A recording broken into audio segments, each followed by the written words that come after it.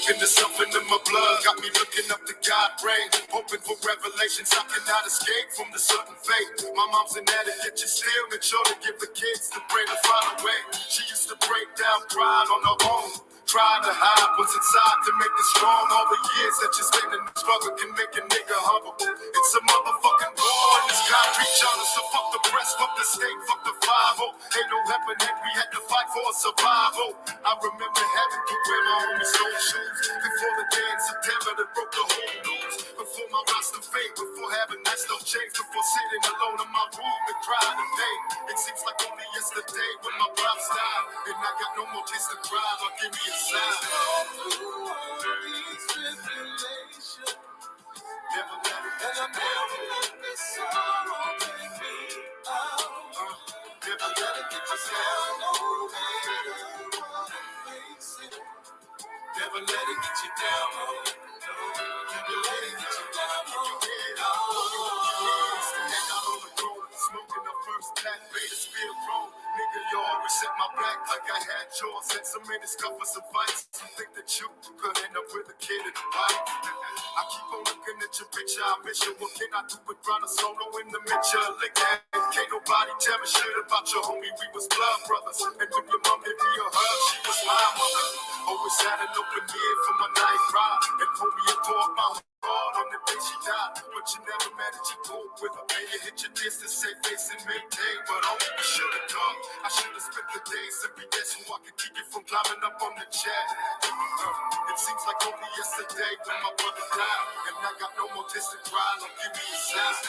Through all these tribulations, never let it get you down. Let the sorrow take me out. Never let it get you down. No matter what I'm facing, never let it get you down. Never let it get you down. Keep your head up. You want your answers. Through all these tribulations, never let it get you down. Let the sorrow take me out. Never let it get you down. No matter what I'm facing, never let it get you down. Keep your head up. Keep your head up. You hold your head.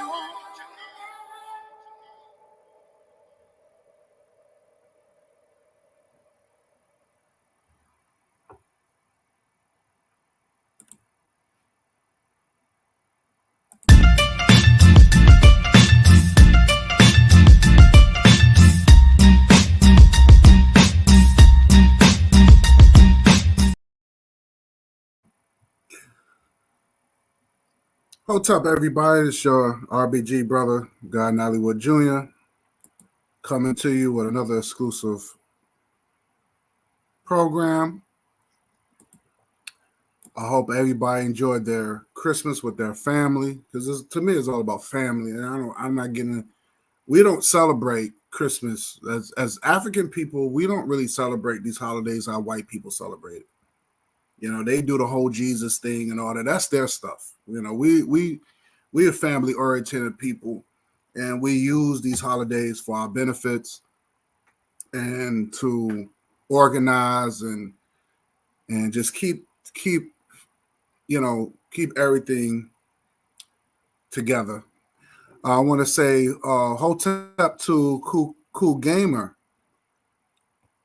He's been a loyal. This individual been a loyal supporter. Thank you, Cool Gamer, for coming through. I appreciate you, and I want to give a big shout out to the King, Underrated Darkness, my brother for life. Was good, hotep. I got things on. I just wanted to tell you that I enjoyed my Christmas with my family.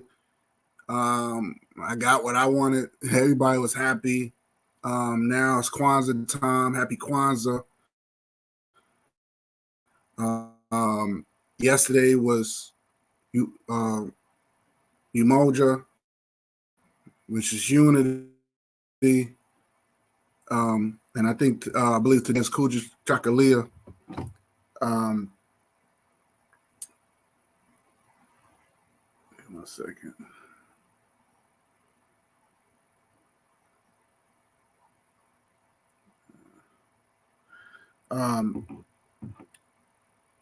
So I want to say, okay, no problem. I want to say happy Kwanzaa to everybody. This is our time to embrace the 7 principles. And this is what we have to do as African people. This is a random video program. But the name of this topic is really hypocrisy. And I've been going through, pretty much going through stuff, and a video came across, and it was a video by one of the people that I used to associate with. Let me see if I can pull this video up, because I want to have everything prepared. And I just want to address some things, some misunderstanding. And sometimes we might have to dig in the crates a little bit to really clean things up, to really have a good understanding.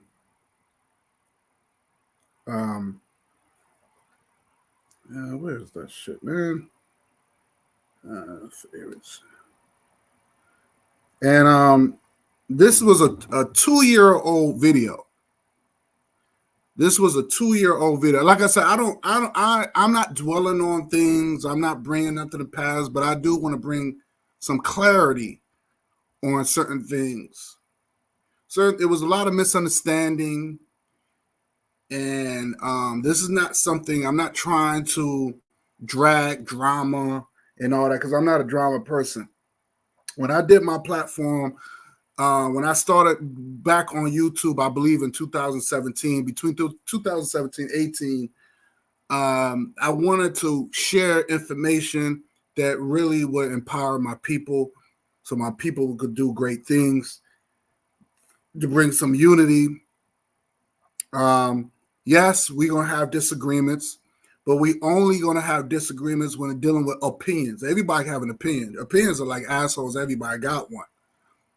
But it's not, like, I disagree. There's some things that I disagree with Dr. Umar on. But Dr. Umar, might have his opinion about certain things. I might disagree with it.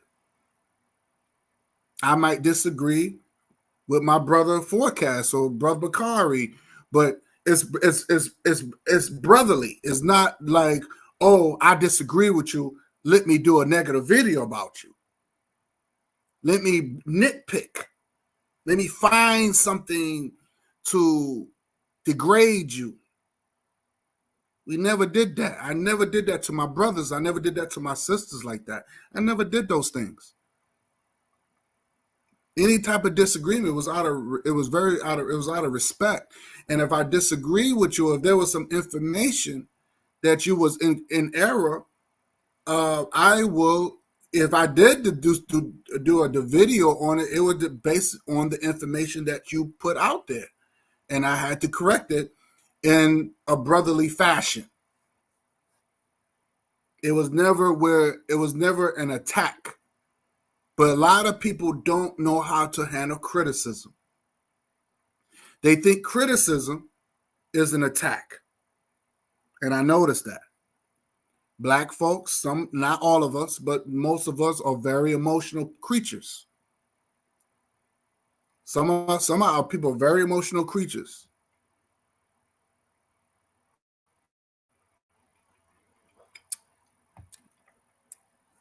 So I want to address this video that happened 2 years ago. And this is my first time really hearing it. I didn't know this person. And this video started from this crack baby. Everybody know him maybe as CJ or Craig or whatever his name is. But I call him crack baby because I'm not going to give him that clout like that. Because me and him, we are no longer cool. But we can respectfully go our separate ways. We can respectfully go our separate ways. And it's cool. But I want to play this video and I want to clear things up. Sometimes I have to dig in the crates just a little bit. And it's fun. It's fun. So I want to play this video and I'm going to address it. Like I said, I'm not going to do no screen sharing. I might do one little screen share, but that's pretty much it. All right. So let's get it in. Did it make out what I'm saying, bro? All right. So let's play this. This was a 2-year-old video that I decide I want to address, and just to clear this, to do some clarity of what exactly happened. And I never got a chance to really like I said, it's old news. Like it's not something that I'm going to dig up and bring these negative things back to life. But I want to say my part. It's always two sides of the coin. And I never got to address what happened. So, this video came across and I said, let me do a program on this. Well, since this person did the program, to me, I think it was a pointless program. I think it was not something necessary had to be done, but I think it's very pointless to even entertain this nonsense.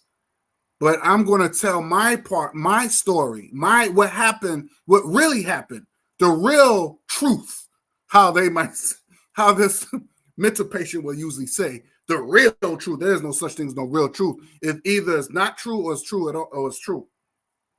So let's do it. Let's kick it. Let's do it. Let's get it in. So I'm going to play this video. I hear you just fine. Okay, cool.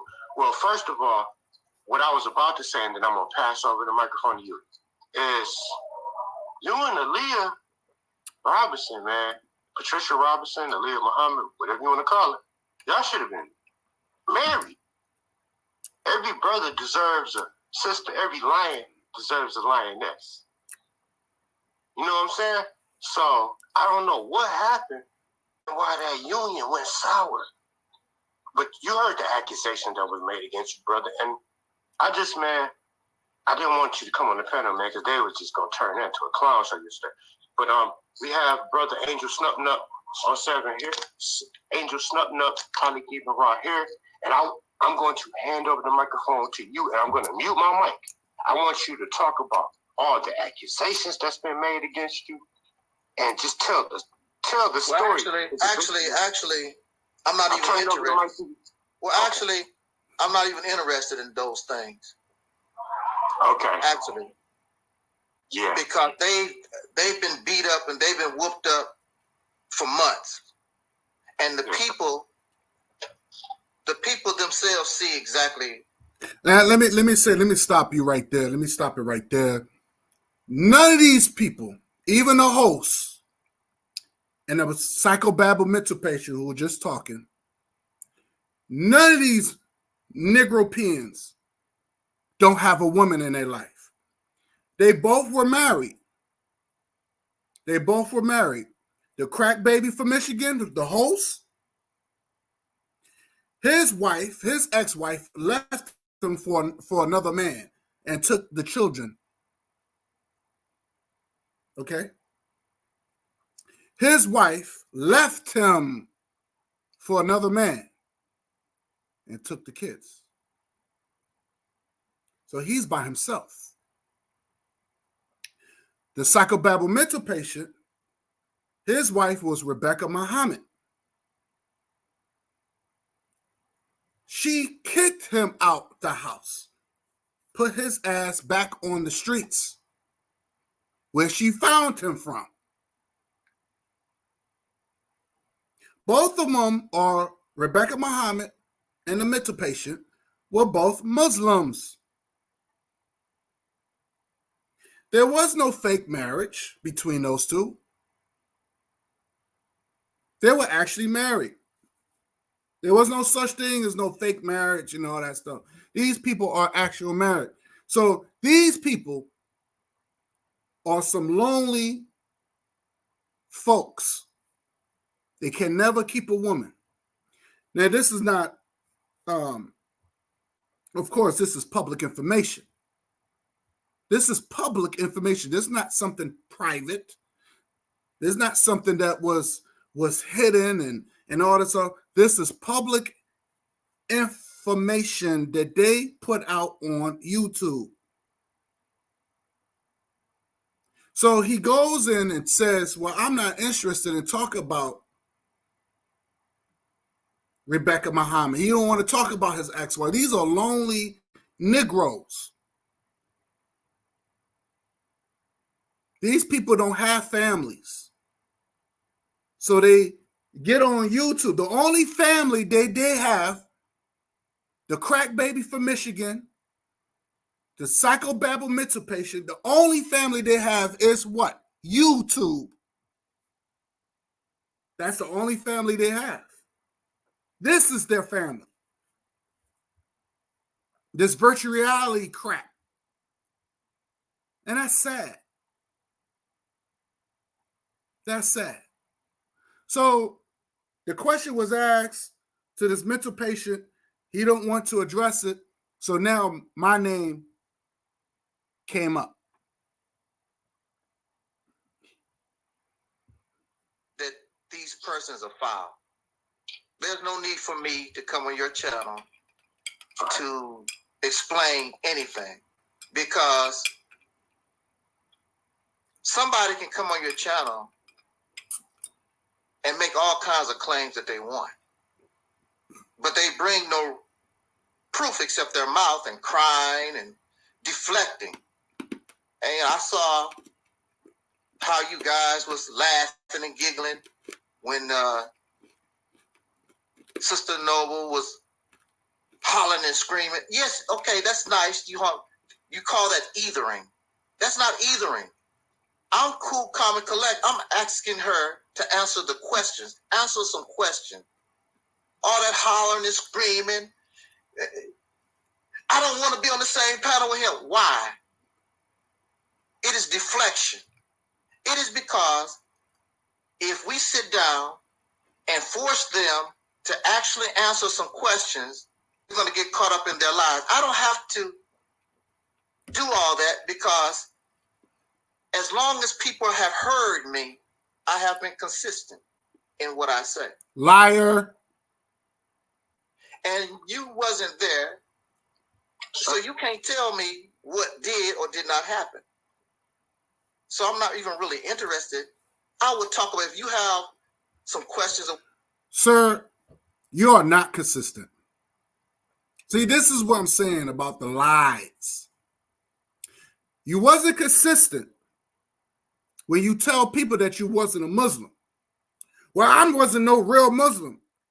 But you had a debate with another fake Muslim, and you said out of your mouth that you was part of the FOI.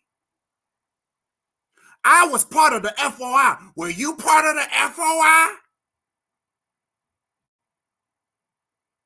We saw you with the red bow tie. We saw you with the picture of Elijah Muhammad on your wall. You married a Muslim woman named Rebecca Muhammad. You also told people that you wasn't married. Well, it wasn't no real marriage. I wasn't really married. But we seen the videos of you hugging Rebecca Muhammad. And look, let's be realistic. Let's not sugarcoat the bullshit. Let's not sugarcoat the bullshit. You like big women. You like the BBWs. And it's okay.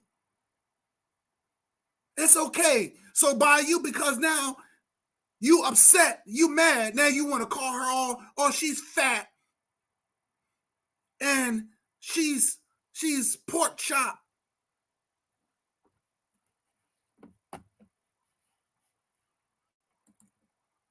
Hotep Ben, it's good to see you. Long time no see, brother. Long time no see, man. It's good to hear from you. Brother Ben is in his house. Big Ben, what's good? But we saw the videos. We saw that you said you was white and you was proud. You was happy. You said, this is my wife. But you sitting on social media saying you was never married. You were never consistent. You was never consistent. So where's this consistency? See, this is the reason why I have to go back. This is the reason sometimes we have to go back in history and find out the errors.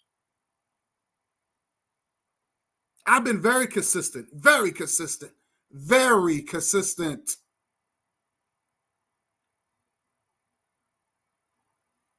But you can't never say that I wasn't consistent. But we're going to hear more of this psychobabble talk.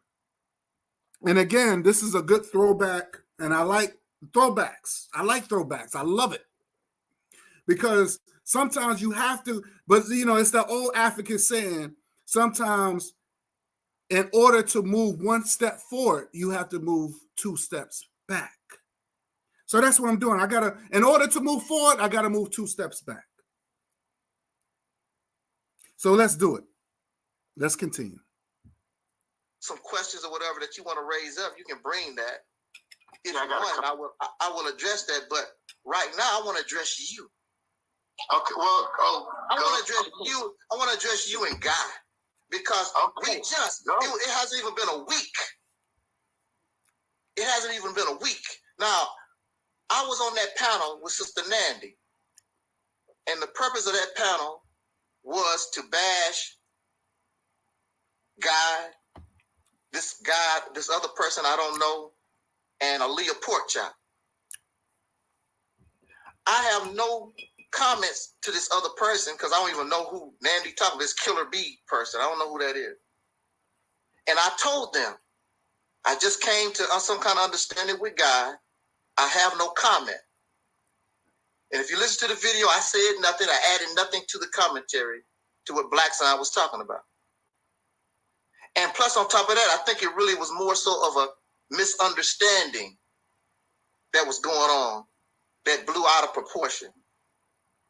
That's the way I look at it. Just a misunderstanding. People took things out of context. It shouldn't even blown to that point. I wanted to talk about Aaliyah Porkchop, and that's all you heard me say on that broadcast against her. And yes, I have a vendetta against her. I don't like her. I hate her guts because of what she done to me. She knew what she done. Now let's get something really clear. Yes, he does have a vendetta because what she did to him, but and I understand, right? Okay, you don't like her for whatever reason, but let's be honest. Mental patient, turd face. Let's be honest. You use Sister Noble. You use Sister Noble to get back at Rebecca Muhammad.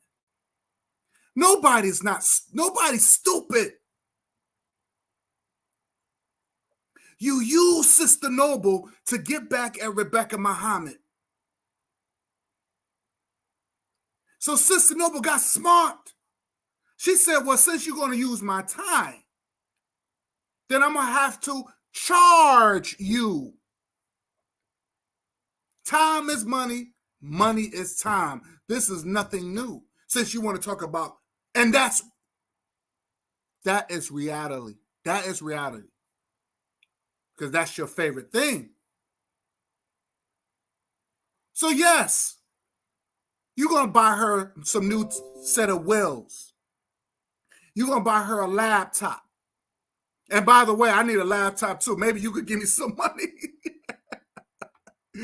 Mr. Patient, maybe you can send some money because I need a new laptop right now. This laptop, I only had it for maybe 5 years. This is not as good like it's. I need an upgrade. Mr. Patient, donate me some money so I can get a laptop. Since you want to give out some money. I mean, I don't need it, but you could help a brother out. But yes, Sister Noble got smart. She's like, yo, I need a chair. I need a laptop. I need new set of wheels for my car. So it was business. Sister Noble did not use you. You know that. Yes, this is the lies you telling the public. It was business. That's the reason why y'all didn't sleep together. That's the reason why you slept in another room when you visited her that one time. It was business.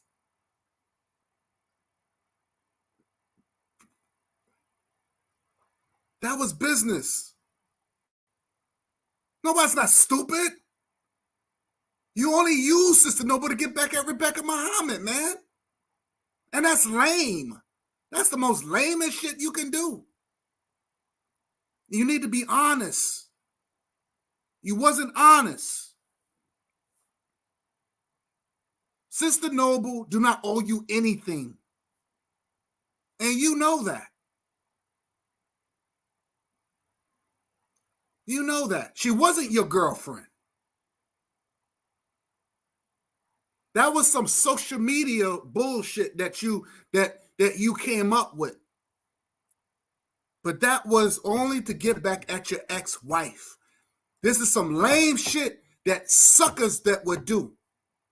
Instead of just moving on and just becoming a loving man for a woman. But then again, I don't think you like women. This Sister Noble, yeah, she's a pretty girl. She's pretty. I never said that she was. I never said she was ugly. She's a very attractive woman. But you didn't like her because her beauty, you wanted to use her. And we'll get into that later. Because a lot of these guys, they talk about how they love the black woman, but they really love black dudes. I didn't do nothing to this guy, but we'll get into that later. That's why I have, and I'm glad I'm doing this program. I'm glad I'm doing this program. So let's get into it. Because of what she done to me. She know what she done to me. She can come to you or whoever and cry and do all this old bull crap. I know what that woman done to me. And by the way, I'm not playing the whole video. This video is over 2 hours. I'm not playing all this crap. This program is not really worthy of listening to. It barely got any views. But I'm going to entertain the situation. Like I said, I'm here to clear things up. And sometimes you might have to go back in the past to clear things up to move forward. And I'm not going to let her slide.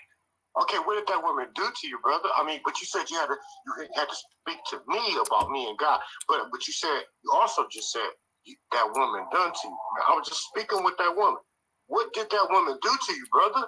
What did she do to you? Which one you want to cover from? The woman was verbally abusive. She stole my money. She stole my hat. She stole my coat. She stole my bath towels. She tried to put me out of her house in the coldest day of Toledo, 3 foot of snow. She's a piece of garbage. She's a piece of trash. She tried to convert me to Islam. It's a lie. How long have you known me, Craig? Shoot, See, that's what I'm saying. He's lying. She said that she tried to convert me into Islam. But he said it for himself that he joined the Nation of Islam since he was 18 years old. This is public information. So what is the truth? Oh, she tried to convert me to Islam, but you said out of your mouth, and you quote the Quran, sir. You quote Elijah Muhammad all the time. If somebody's not interested in Islam, they're not going to be bothered with none of that stuff. You only saying that because Craig is not Muslim. The crack baby from Michigan is not Muslim, and this is the reason why you can say these things. That doesn't make any sense. But when you're around your b-rab friends, if it was around Ben X or Bosa Muhammad, oh, you pro Nation of Islam. Assalamu alaikum, brother. And you're gonna hear that. And you're gonna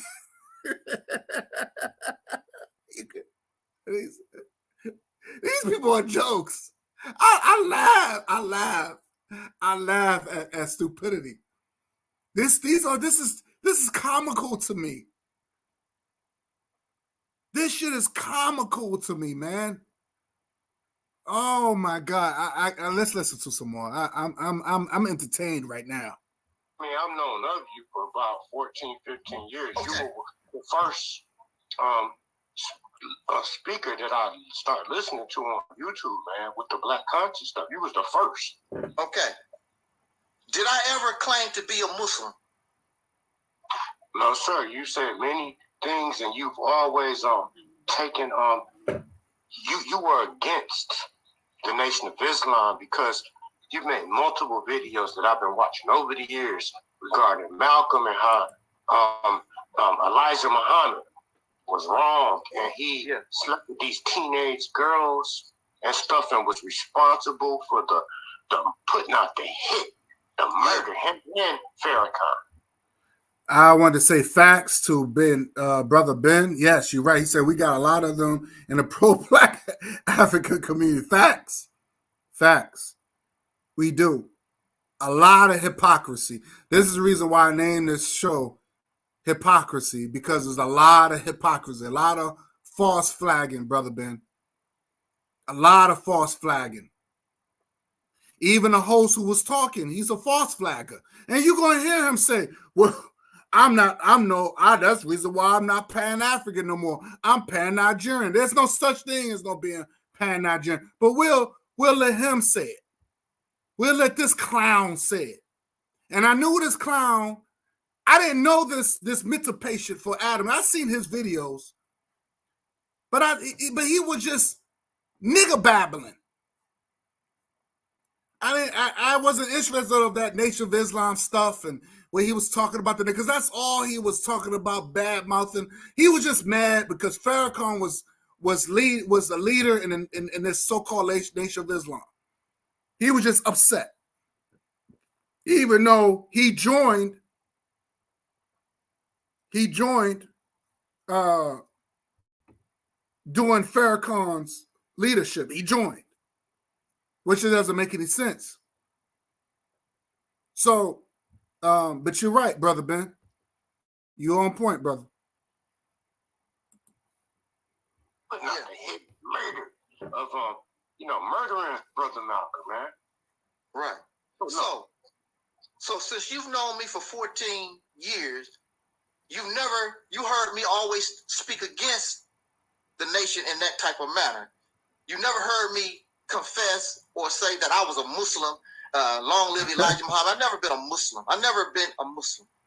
Oh, wow. I stopped believing in God when I was locked up, like 2003, 2004. When I came to YouTube, I was the reality's temple on earth. I never claimed to be. Now, you may remember, sometimes I might wear my bow tie, right? You remember some of the videos? I might wear a bow tie. Yeah, for sure. Hell yeah, I do. Yes, sir. Yeah, so that's the only thing. And in my early videos, in my very early videos, you remember I used to even have the star and crescent on the wall sometimes, if you remember. Yeah, I remember. Yeah, I remember all that stuff back. I remember the old days. Yeah, sure. Yeah, the old days. Yeah. Well, the reason why I've done that because I didn't know how to, spice up my videos. So I would put, some kind of decorations in the background. Or I didn't know how to do my videos the way that I do now. So this guy images or whatever. And Nation of Islam is all that I knew. He's such a fucking liar, man. I like the flag. I like that flag. There you go. He liked the turkey. Wearing my bow tie. I still like that stuff. So what? See, he tells you, well, I still like the stuff. I still like the Turkish flag. It's not your flag, sir. You stole that, or you tried to change it up. That's not your flag. Doesn't matter how you switch it up or whatever. It's not yours. That's Arab stuff. That bow tie came from a white man named your master fraud Wallace Muhammad. You're a butler. You're a servant. So you say, I like this stuff. But you claim that you're not a part of the Nation of Islam. So why are you dressed? Why are you embracing these things if you was never a part of it? The contradictory is just, you hear all this contradictory. It's just funny to me, man. You just gotta sit back and laugh at the bullshit. They're not the only ones in the world that wear bow ties. People wear bow ties all over the world. They ain't the first one ever wore a damn bow tie. I like bow ties. I just like it, bro. And I like it because it was about something black. Like, you got to take into account during that time period, man. Look, at black folks had nothing. You know what I'm saying? So we didn't even have no type of self-esteem. We had very low self-esteem about ourselves. That was good for that time. Yes. So that's why I have respect. But go ahead, bro. I don't mean to cut you. But I just want to ask you that because this fat ass pig talking about I was a Muslim, pretending to be a Muslim. I have never pretended to be no damn Muslim. I've never been no. And see, this is what I'm saying about these black men, these unwanted black men. I'm gonna use that term, unwanted black men, is because when they get mad of a black woman, here come the name calling. Oh, she's fat. She's ugly. But you wasn't saying that when you was with her. You wasn't saying that when you was living in her house. You wasn't saying that when you was eating her food. And now because you kicked your raggedy ass out because you wasn't producing anything, you wasn't even a man and stepping up to plate. You knew what you was getting into when you married a woman who had 7 fucking kids. You claim, well, I don't like kids, but you knew what you was getting into. You married a woman who had 7 fucking kids. You are lame. I wouldn't even do that. That's just me personally. I wouldn't do it. Now, I commend men who take on that responsibility, but I know I wouldn't do that. I just think that's some lame shit. It's just lame to me. Because once you marry the whole family. So men got to understand this. When they marry a woman with children, you marry the package. It's a package. So yes, you are responsible for those children. Even though they might have fathers still around, you're still responsible. You're marrying not only the woman, but you're marrying the children too. So you're going to have to be their stepdad. That's just how it is. That's one of the reasons why I didn't want to marry a woman with children. Because I didn't want that responsibility. I wanted my own. And it's nothing like having your own. I'm not trying to take care of nobody else's children. I just wasn't doing that. But you, sir, you took on that responsibility. To me, I thought that was some lame shit. But I'm gonna let this ride out. Muslim. I have never pretended to be no damn Muslim. I've never been no FOI in 2013. This is 2013 when I. Wait a minute. When you had that debate with Bozo Muhammad, you said I was a FOI. Do you want me to play that video? Matter of fact, I don't need to play it because sir, you know you said it. I could play the video, but you know you said it. Had I was part of the FOI. I remember like it was yesterday. Now you saying that you was never a member of FOI. And by the way, that debate was before this one. No, that debate, this came later. But they had a debate with him and his other Muslim brother. And he said that. But now he's changing his word. I was never part of FOI. Now you're lying now. This is what I'm saying. You're not consistent. You're not consistent. Met her fat, sloppy ass. I was not no Muslim. Wow. And I never talked like no. I never claimed that she's a damn lie. Ah, liar. And before I even had any relations, talk to this woman about coming to see her or having a relationship with her, I asked her point blank because I already knew I was not attracted to her.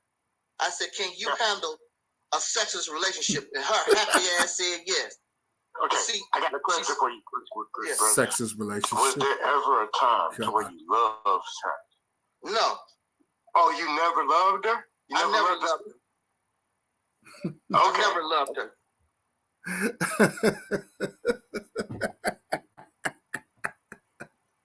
This is so comical. This is not even funny. He's in his feelings. He just in his feelings heavy, man. When a man is hurt, he can say. Let me tell you something. When dudes are hurt, they will say anything. Now we seen the pictures.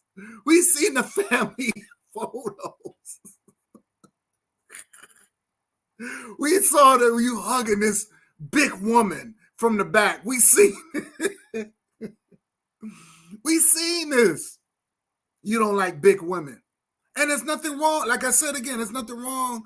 Brothers liking big women. There's nothing wrong with that. Sisters, every sister, doesn't matter how they look, need love. Rebecca Muhammad is not a bad looking woman. She's not a bad woman. And I'm gonna be honest with you. The photos that I've seen with this mental patient Rebecca Muhammad, they were beautiful photos. I'm not gonna sit here and lie about that. Those are very beautiful photos. I love to see black couples together. I love to see that. That's a beautiful thing. But as you know, I understand you. I understand what I hear the pain. I hear the hurt. He's hurting, and he used Sister Noble to cover his pain. I believe that he really still in love with Rebecca Muhammad. I believe that he's still in love with Rebecca because this is nothing but I'm mad, I'm angry that you dumped me and you kicked me out, even though I still have feelings for you. All this was a complete lie that he's saying he's still hurt. He's still in pain. And he never got over it. And that's fine. But it's okay to tell the truth. Stop saying that you was never Muslim. Stop saying that you never loved her. That's true, because we've seen the photos. Because one thing, a man, if he don't love a woman, he's going to show it. He's not going to be in no photos. He's not going to participate in nothing. He's not going to, hell, he's not even, wouldn't even come home like that. But sir, we saw the photos, so you can't hide it. So, and these are photos that he put out.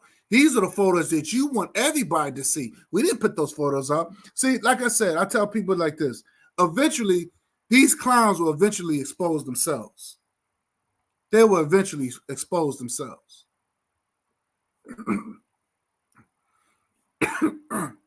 Excuse me. They will eventually expose themselves. Let's continue. I thought it could turn into that. I liked her, but I did not love her. I liked her for the persona that she was giving to me on the phone.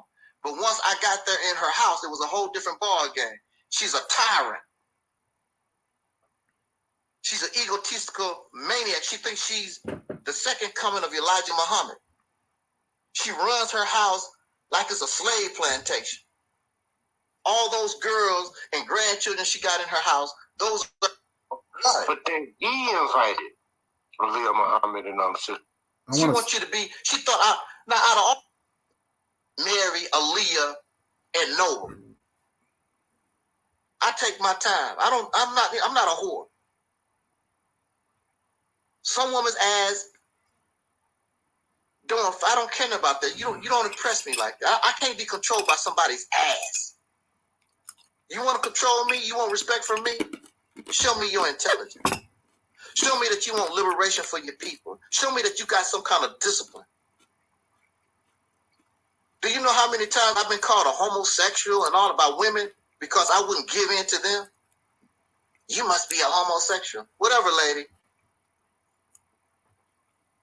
I'm not gonna... Let me address that. I had to skip a little bit because he was just psychobabbling. I believe he is a homosexual. I believe he is a homosexual because my question I asked, and we all sort of, and I snapshot it, by the way, and I put it on social media. I still have the photo.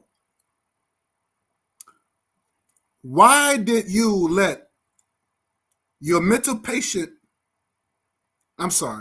why did you let your speech impediment friend, retard speech impediment friend, in your house for a whole month, and you allowed him, and then we all seen the video, it was a quick video where you had your Fruit of the Looms undershirt on and your tight boxers on, and you asked him what you want for breakfast. While this dude was sleeping in your bed. And he made it public. He said, well, he was my guest, and I supposed to serve breakfast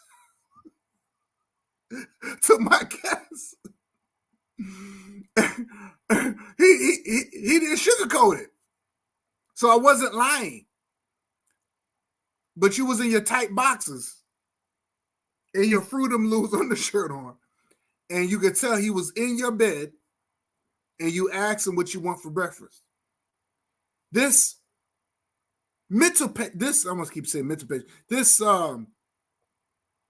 speech impediment retard friend of yours was in your small apartment for a whole month. What the hell have y'all been doing for a whole month in that small apartment? That's the question I wanted to ask. It wasn't a week. It wasn't a couple of days. It was a whole month.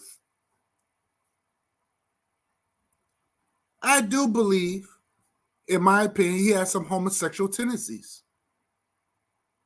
Because the way he talks about women,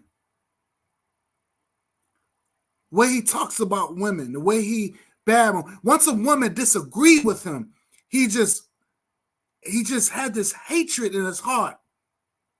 Pork chop, call Sister Noble a bitch, and call Rebecca Muhammad a fat hog, and all this. It's just once a woman disagree with you, she don't want to deal with you, and you put this in public. No one. I'm gonna be honest with you. No one cares. No one gives a damn about your private life. But you got people out here that will put their whole business in the public. There's certain things should be sacred. There's certain things should be public. It don't have to be always public all the time. I'm sorry. Certain things that should be indoors and dealt with indoors. Didn't you learn that from the Nation of Islam? Whatever, lady. I'm not going to sleep with you. I've had married women come on to me because they just like the way I carry myself. Oh, God. I've had many married women come to me. I wish my husband was like you. But see, this comes from being real. I was real when I was a Christian because I was raised up in the Baptist church. And I was real when I was a Muslim. You do not fornicate. Oh, you do not commit adultery. wait a minute. He just said he wasn't never a Muslim. He just said he was never a Muslim. He just asked the crack baby, did I ever said I was a Muslim? I never did. I was a Muslim. Now you saying that, oh, I was a Muslim. Now you're a Muslim now. Now you was a Muslim now. See what I'm talking about? Like I said, you gotta if you let people talk, they end up hanging themselves. Give them enough rope, they end up hanging themselves. You see, this is the reason why I distance myself from these people.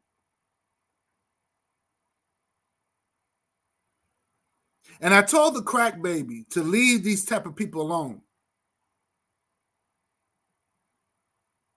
But he got so drawn into the fuckery. And it's just really sad. You do not commit fornication or adultery in Islam. And I still carry that to this day. Even though I don't advocate those religious belief systems. That lifestyle is good for me. I don't have no children running around here. I don't have no STDs. I'm cool. See, this is what I'm saying. Another contradictory. You kept the principles, but you disagreed with the religion. That's a contradictory. One thing I hate is about these so-called righteous Negro peons. Well, I don't drink. I don't smoke. I never seen a woman naked. I don't watch porn. I never ate pork. And they all of a sudden they are this righteous and they holy and thou. You might well just be a fucking priest. But then the homosexuality comes out. Then find out they become homosexual. Didn't the priests? Most of these white priests are homosexuals. They're pedophiles. If they're not pedophiles messing with little boys, they're homosexuals. These righteous, this so-called righteous behavior is all the fraud, man. I don't eat pork. I never smoke. I never drink. I never saw a woman naked. I don't have sex. God damn. I don't celebrate Christmas. I don't celebrate this. It comes from the white man. I'm like, God damn. So, okay, so what do? You don't do anything but getting on YouTube. So you righteous now. You righteous now. You right? You holy and thou. But look how you talk against women. Look how you talk against your people. You ain't righteous. You are a imposter. You are fake. You're a fraud. I hate motherfuckers like this. I don't do this and I don't do that. But look how you talk. Look how you badmouth your people. To me, that's worse. You might well drink and smoke and fornicate. But you had a whole dude in your apartment for a whole month, and that's okay. I don't have no STDs. I'm cool. I don't have no baby mamas. You don't have an STD, but you got cancer. You don't have an STD, but you got cancer. Interesting. To deal with. Brother Angel Snubnut, before we continue with the situation regarding the sisters, could you speak on the issue that and this is something that he wanted to drag on with the black woman. He want to continue talking now. Now you got the crack baby. He wants to find out what was the issue between me and him. have regarding me and brother guy. Can we speak on that real quick so I could try to ease your mind? Yes, sir. It's real simple. Okay. I came to an understanding with Guy, right? And according to my record, it's only been about 5 days.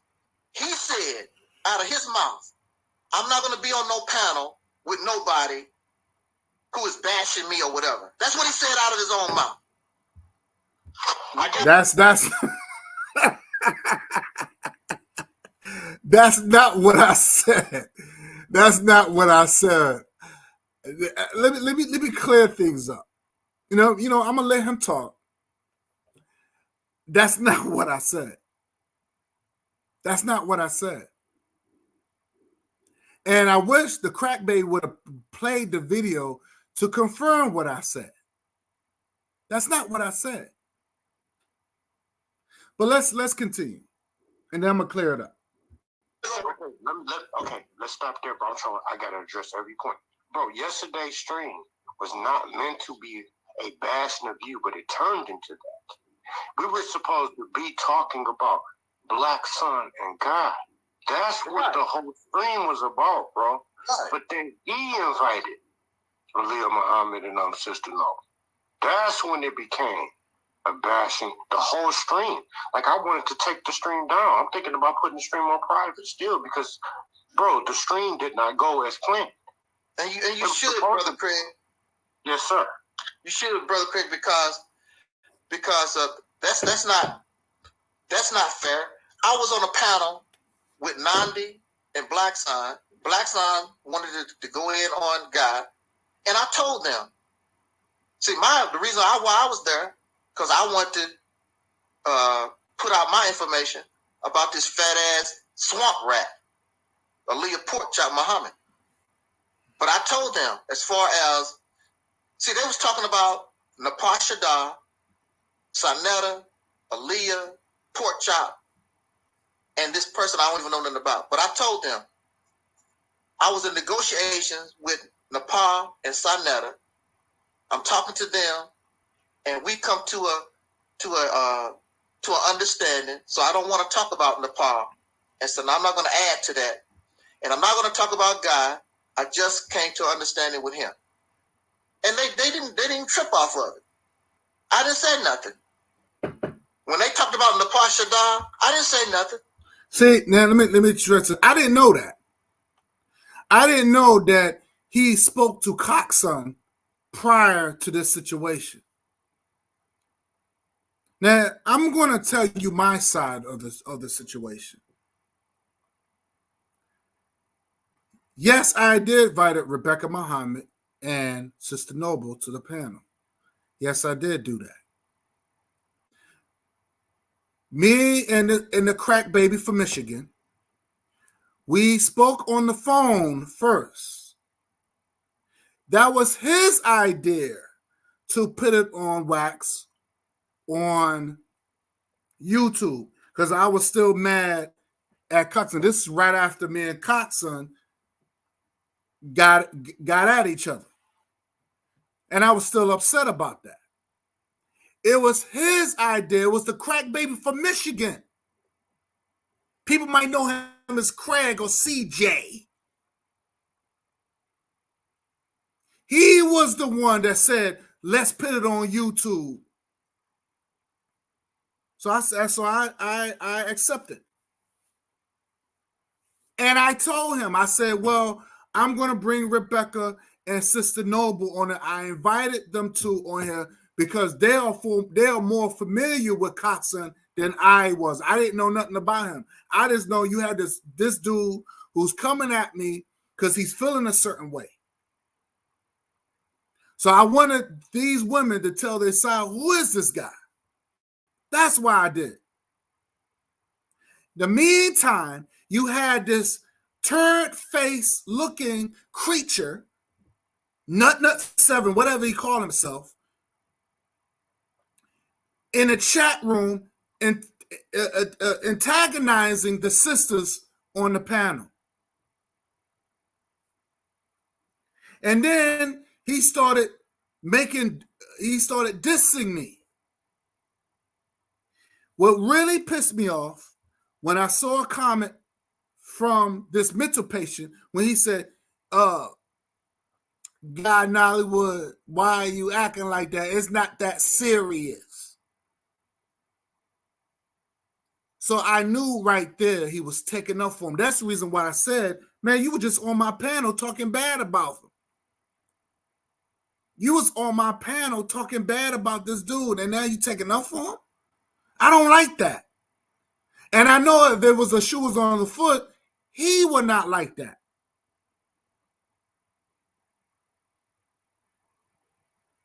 And he knows that. So why are you doing that to me? You should have just kept your mouth closed. You should have just not commented at all. This is the same shit that he did on Brother Forecast radio show.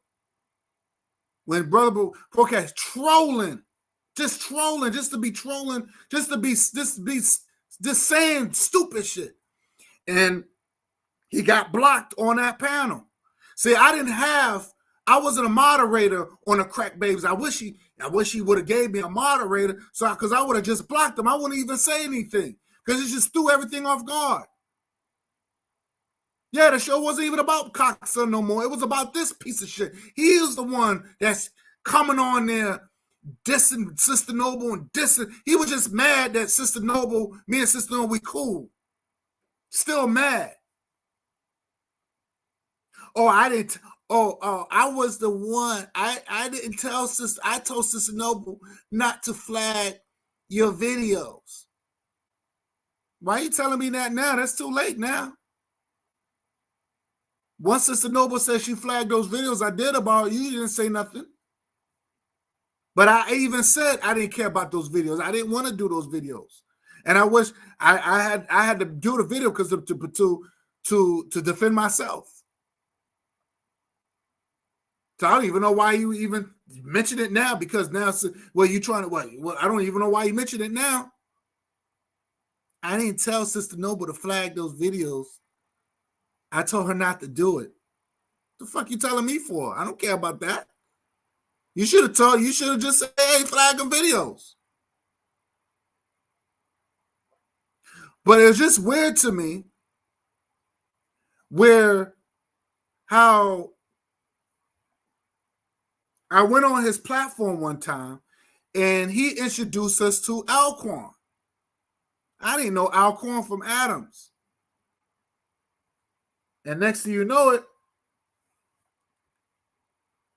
he literally found somebody who was against Pan-Africanism, who was against Africa and all this other stuff. You literally went out your way to look for somebody.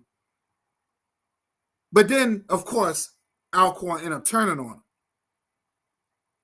But you went out your way to look for somebody and you spent a whole half an hour trying to make mockery of me. And it's so weird to me. I did a rebuttal video because I was so pissed off. And I addressed the situation. And for some apparent reason, my video was flagged down. I said, well, damn, I wonder who did that. So I knew this individual flagged that video down. It wasn't no coincidence. I knew that's what he did. Why all of a sudden over some hate speech? There was no hateful about that. He said nothing hateful.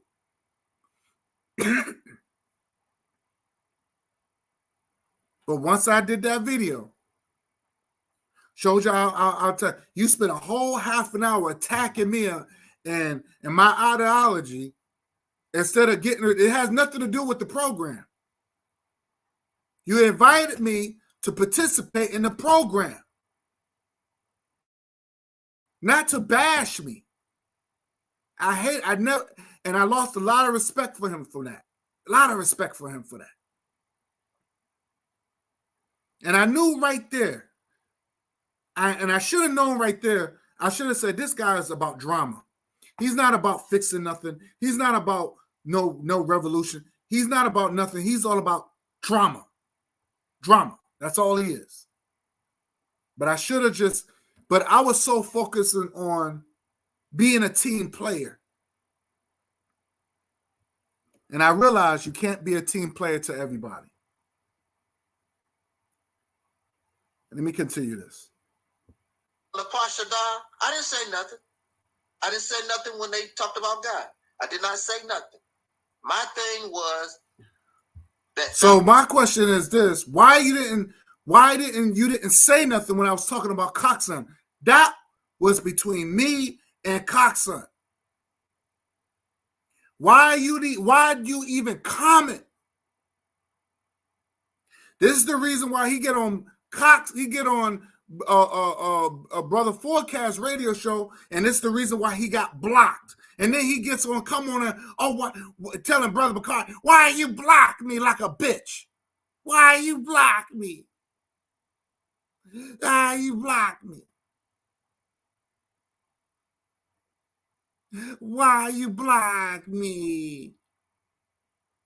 And Brother McCarthy said, because I'm a moderator. I love that. I love that, man. Brother McCarthy just did it so smooth, man. Shout out to Brother McCarthy. Shout out to Brother Forecast. Shout out to Brother McCarthy. But you coming on program crying because you got blocked. You stop being a troll. Stop being a troll. How about that? You getting on Alcorn being a troll. Why are you? Oh, it's okay you to be a troll. And that's what he did. He was trolling. Because he didn't like Sister Noble. He didn't like Rebecca Muhammad. And I wish the crack baby Michigan should have just blocked him. Blocked him. Because the focus wasn't on him. Ass piece of trash, garbage. Aaliyah. Patricia Robinson. There ain't no Aaliyah nothing. You know, that Aaliyah stuff come from her days when she was a Hebrew Israelite. She's a confused person just like Sister Noble is. They don't know what the hell they want to be. Hebrew Israelites, Christian. And again, he's still talking about these women. He's still talking about these women. Like, these women ain't thinking about him like that. They're not thinking about him. These women moved on. They're not thinking about him. I want to know what happened between, what happened between, because I thought that we had a mutual understanding. I want to know what happened to that. Muslims, they don't know. Agnostics, they don't know what the hell. They all confused. I've been consistent in what I am. Like you said, I've been the way I am. You're a liar. Since I've been on YouTube. You're a liar. 15 years. You're a liar. Yes, sir. And the live stream, and Sister Noble was invited to that live stream. Still talking about, and Sister Noble was invited to the live stream. Still talking about Sister Noble. All three of their cowardly ass didn't show up until the very end.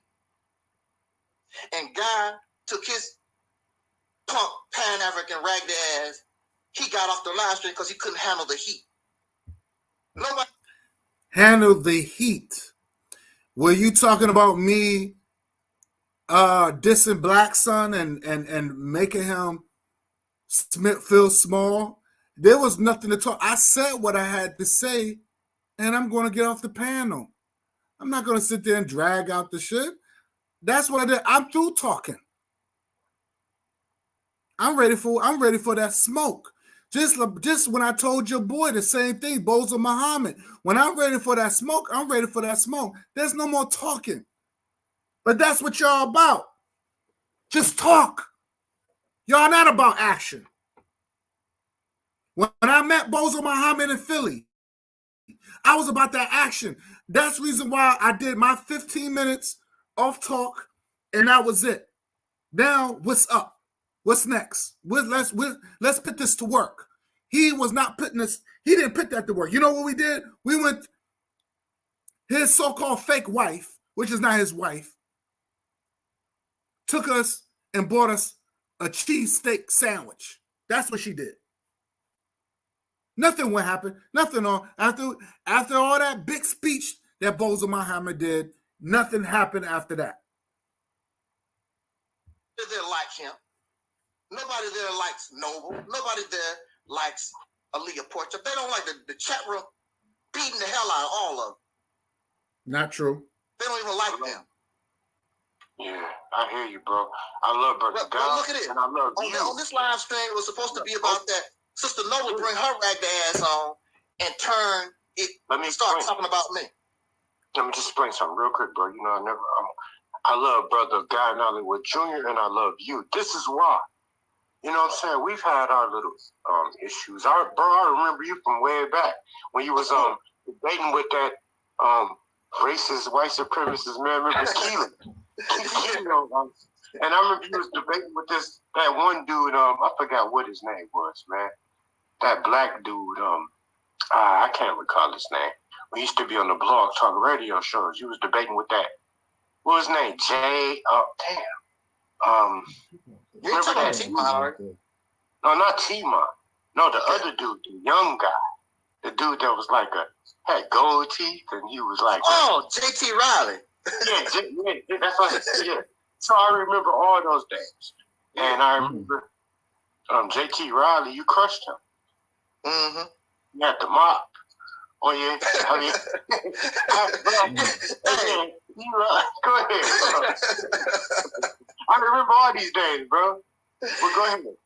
Hey, J.T. Riley even had to laugh at it. He wrote me a message. He said, "Man, you got me. You got me." Yeah, with the mop and stuff, man. Yeah, and I got it with the mop thing. Kilo. He wrote me. Matter of fact, I'm still cool with JT on Facebook right now. Mm-hmm. I'm still cool with JT. Yeah, I remember T-Mont. Yeah, I'm still cool with T-Mont. Oh, he's still living? You said he was a police officer. You tell me what point in time. No, he works for Marta. Huh? He works for Marta in Atlanta. Oh, okay. Yes, sir. Yes, sir. The same place that Sister Noble got fired from, which we will always remember because she stopped talking about that. I guess because we kept making mockery of it because it's stupid. Why you keep every video that you make? I got fired from Marta. I got fired from Shoe Show. I got damn lady, find another job and go on with your life. You know the problem, bro? Is man, the problem is I love Brother God. And I love you. I love Brother God as a brother, and I love you as a brother. This is why I be fighting every chance that I can to try to bring you two brothers together because man, we got enough tribalism. And this is what you brother. And see, that's the biggest mistake that the crack baby from Michigan was trying to do.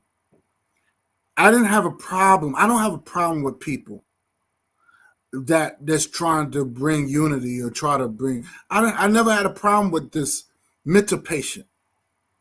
I did not bring him. I did not go on this mental patient's channel. I do know of him. I don't know him, but I know of him in the past. I just thought that he was doing his psychobabble then, just like he's doing now. I didn't even know that this crack baby from Michigan was even socializing with him like that. He brought the mental patient on my channel. I didn't bother him. I don't bother these people. Whatever business that I have with this person named called Craig or CJ, whatever he called himself, that was my business. Whoever he knows outside of that, that was his business. But he said that this mental patient character was a cool brother, so I embraced him. He wasn't no friend of mine.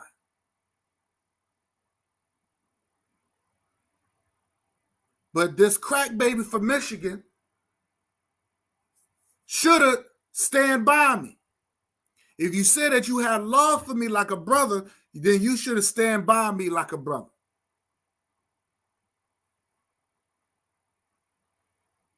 But you choose to go along with foolishness. You choose to go along with cartoon characters. Then you go ahead. You go ahead. You have not accomplished nothing when you go along with the coons. You became a coon, so you go along with the coons. Okay? You go along with them. And I was disappointed. I was hurt for a while. I was hurt for a while because this person was supposed to be my brother. And I was a little disappointed. And this is what you brothers seem to be on, like some tribal stuff, because you have a different ideology, but the guy has a different ideology. So y'all like, cool. Brother Craig, that's cool. Yes, the name calling is the problem. You know, don't call me no coon. Don't call me no Samuel. Don't call me Uncle Tom's and all this stuff. And, Y'all made a peace treaty just last time that we was talking.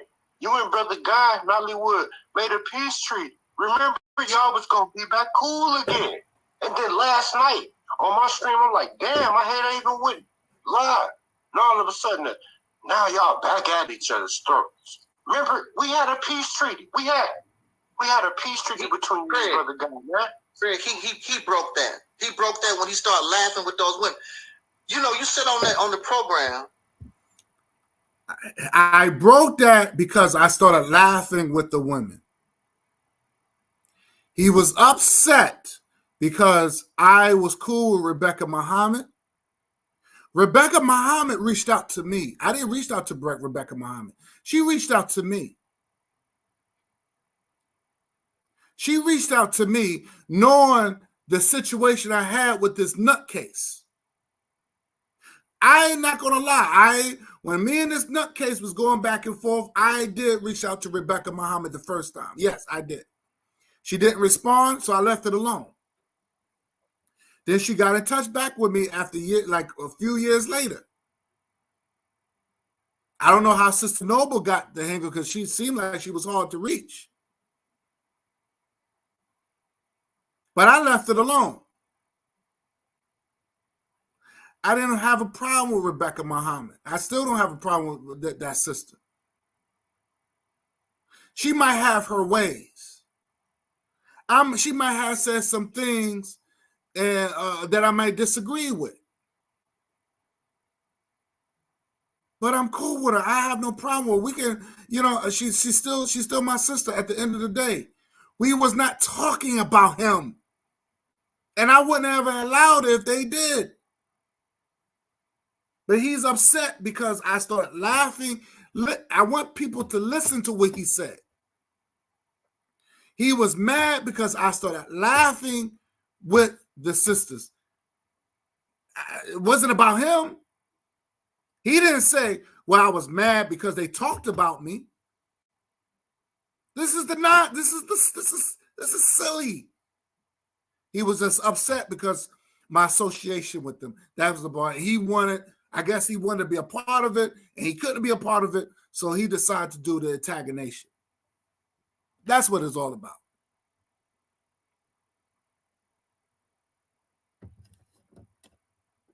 Start laughing with those women. You know, you sit on the program and let that fat ass pig talk about, I hope you die. See? Yeah, that ain't cool right there. No, listen, bro. No, I do not condone that. She's talking about, did you hear what she said? And I hope Leah is listening. That shit wasn't cool. She's talking about her and Sister Noble gonna come. And when you die, they're gonna come dance up on your gravesite. No, hell no, brother. I don't. Craig, crack baby from Michigan, you should not even open your goddamn mouth. You let this mental patient talked about Bozo Muhammad for almost 3 hours. This is the reason why you got your ass checked that time. And I don't even know, I shouldn't even defend you. I should have just left the panel and let you fend for yourself. But me, being a brother that I am, I didn't want to let you go out like that. And I even told Bozo Muhammad, don't embarrass that brother. Don't air that brother out like that. No one listens to me. They the one who caused this chaos. So you claim that you didn't like it, but you allowed it to go on. And again, the program was not about this individual. It just wasn't about this individual. So that shouldn't even come out your mouth. That shouldn't even come out your mouth. And you hear this dude calling her a pig and pork chop, and not once you didn't even say, "Hey, brother, that's a little bit too much. Don't say that. That's not right." You didn't even stop when a man talk about the black woman. You don't say nothing. You keep your mouth shut. But it's okay for a woman to say, "Well, I dance on your grave." That was wrong.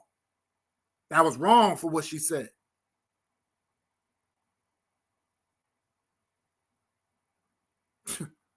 Wow. No. That show went way, bro. That show was not intended to be talked about you like that. It was supposed to just be me and Brother Guy. I was just helping Brother Guy against Black Son, and we was just gonna play a couple of things, and we was gonna laugh at the end when you and Sister Noble went at it with each other. You know what I'm saying? But it turned off into something other. It turned into a show all about you, brother. Right. I'm like, all about me. Yo, yeah, I couldn't even. And this is what I'm saying, man. It's sometimes good to be honest. I don't like that. I don't like when people give people off the hook. This guy came on a chat trolling. And I couldn't block him because I wasn't a moderator.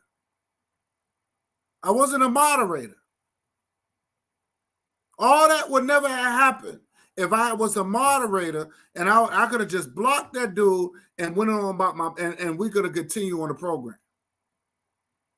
I didn't know Coxon. That's the reason why I brought the sisters on the panel, to get more information about this clown. But as you can see, I wasn't even on it to even defend, to say my part.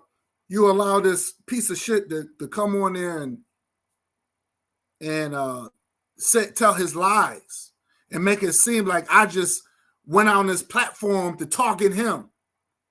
I don't like that. He controlled him on a show yesterday, man. And I will put that on private. I have to put that on private. But it's getting views. That's the only reason I ain't put it on private yet. Well, you know why it's getting views, don't you? You get a whole bunch of Because it is what it is. It's beef crap. Yeah, but I'm gonna put that joint on private. I'm gonna just delete the video, man. But go ahead, brother. And I'm there. These cowards won't even let me come on. I'm here. I wanted you to come on. And see, this is the thing about it. All this screaming and hollering. See, that's the problem right there. That's the problem. He said, I wanted you to come on. The program was not about him. It was about Coxon. Why would you allow somebody to come on there when the program was not about him? I wasn't friends with that guy. That's your friend, Crack Baby from Michigan. That's your friend. That's your boy.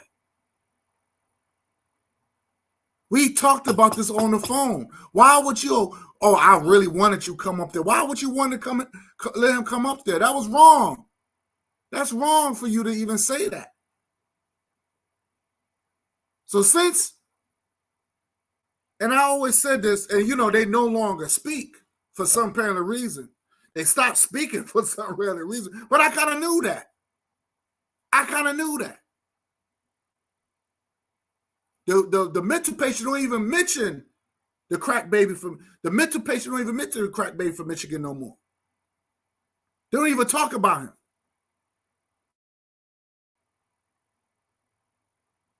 Because the mental patient already accomplished his goal.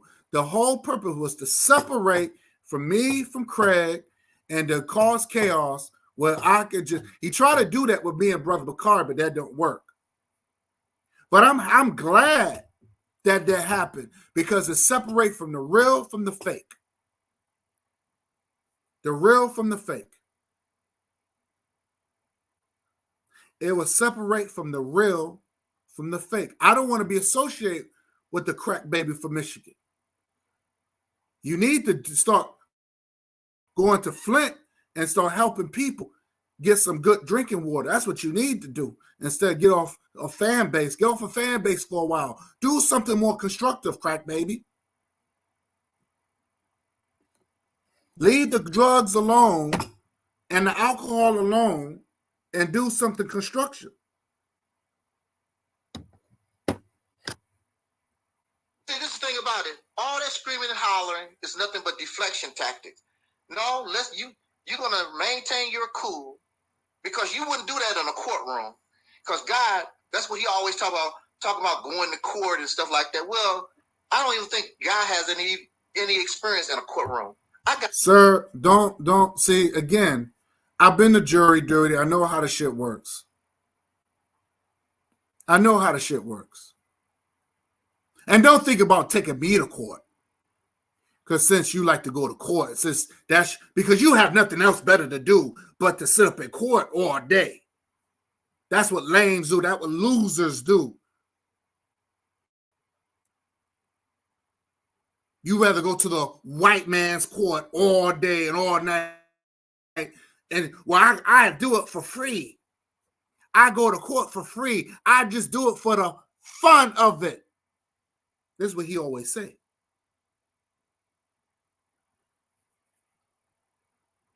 So that's what you do with your time. And for the rest of your life, this is what you do. Just taking people to court just for the fun of it. This is a game to you. Because you don't have nothing else better to do with your life.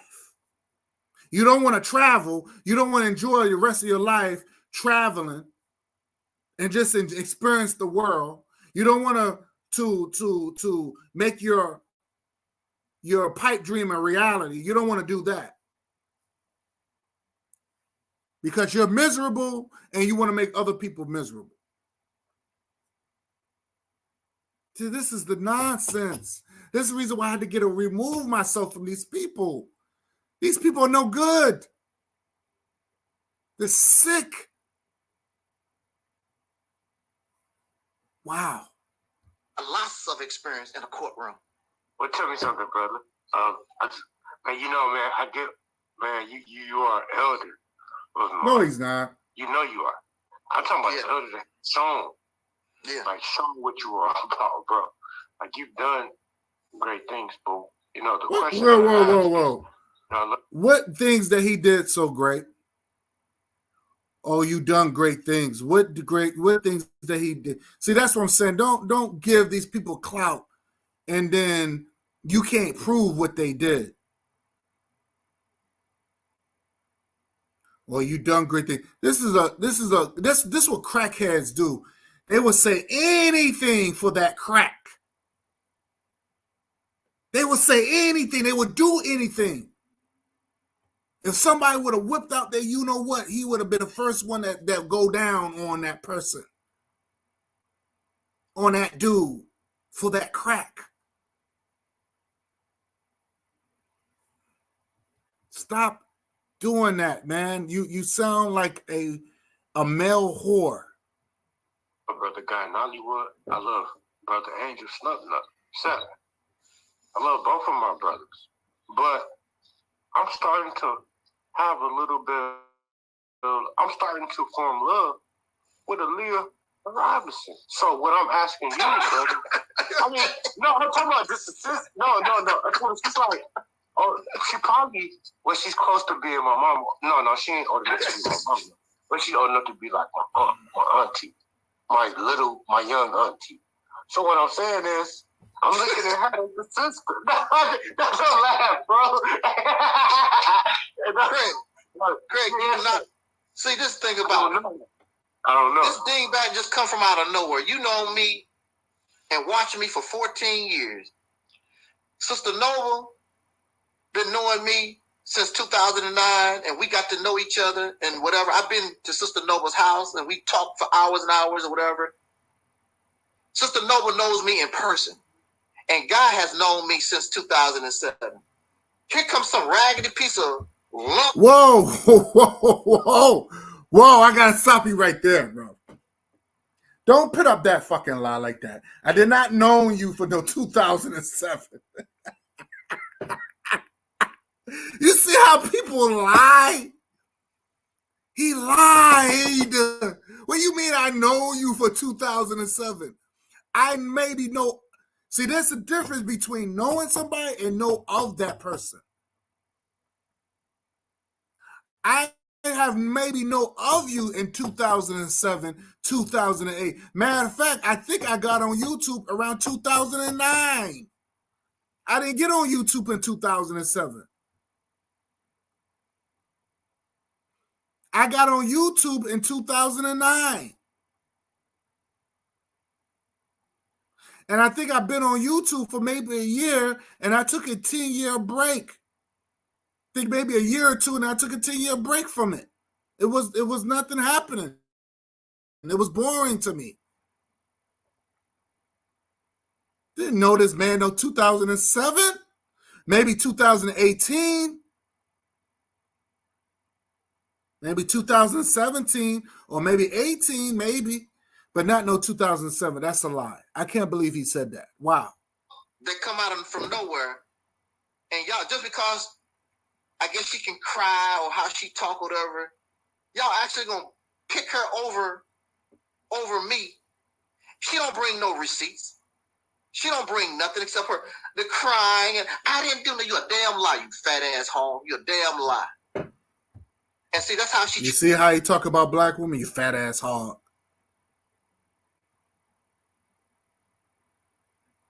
You see how he talk about black women? Wow. Try to get over with her crocodile tears. Brother, see, this is yo. I mean, a sister is being called a fat hog. I mean, yo. See, you don't even know her history. You don't know nothing about her. No, okay, I'm about to ask you that. I'm about to ask you that, brother. Just give it a second. You're a brother. A sister is being called a fat hog. Is being talked about like she's like the scum of the earth. Like she's she is the scum of the earth. Wow. I'm gonna give you a check. Like she's not even human. Wow. She's not human. Wow. She is. Okay, brother. Well, come on, man. I mean, so a black woman with dark skin is not a sister. Well, break that down. Break that down. You don't know her. I know her. I know her. And there's a lot of other people that know her. He's just upset because you wasn't a man. And she kicked you out your house, kicked out her house. You didn't have nothing. He said, I didn't have nothing. I didn't have nothing. So you can't get mad. Why don't you? How come you didn't build yourself to get something? How come you didn't build yourself? So because you got comfortable, and then once things were left, she put your ass back out in the cold where you came from. And now she's all this negative stuff. But when the white woman, and this is what I understand about these people, they always want to play victim. I never could understand it. They always want to play victim. Even when he talked about that white woman that was living under him, he was the one that was making all that noise and disturbing the peace. And you know, she was the one. She had every right to call the police on him. She has every right to take him to court. You can't be disturbing people when people try to sleep and try to get some rest. Like I said, but there's no pictures of her.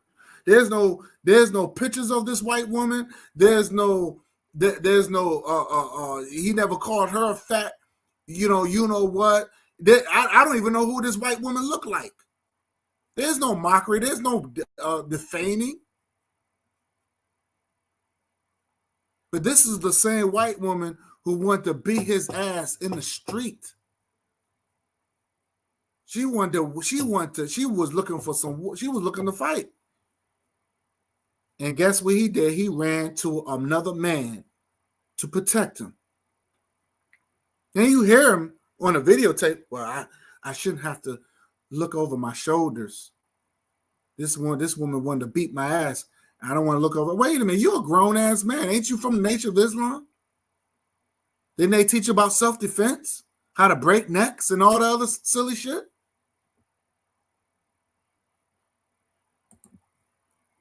Hotep Rashid. My brother Rashid Hotep. Want to give Hotep to James Gibbs. Thumbs up, everybody. Thumbs up. Thank you, James. You're the best. Let's continue. This is crazy, man. And there's a lot of other people that know her.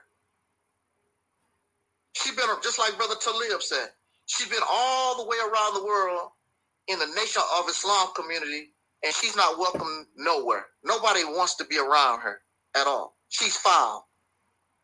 She used to have a blog talk show just for sisters, right?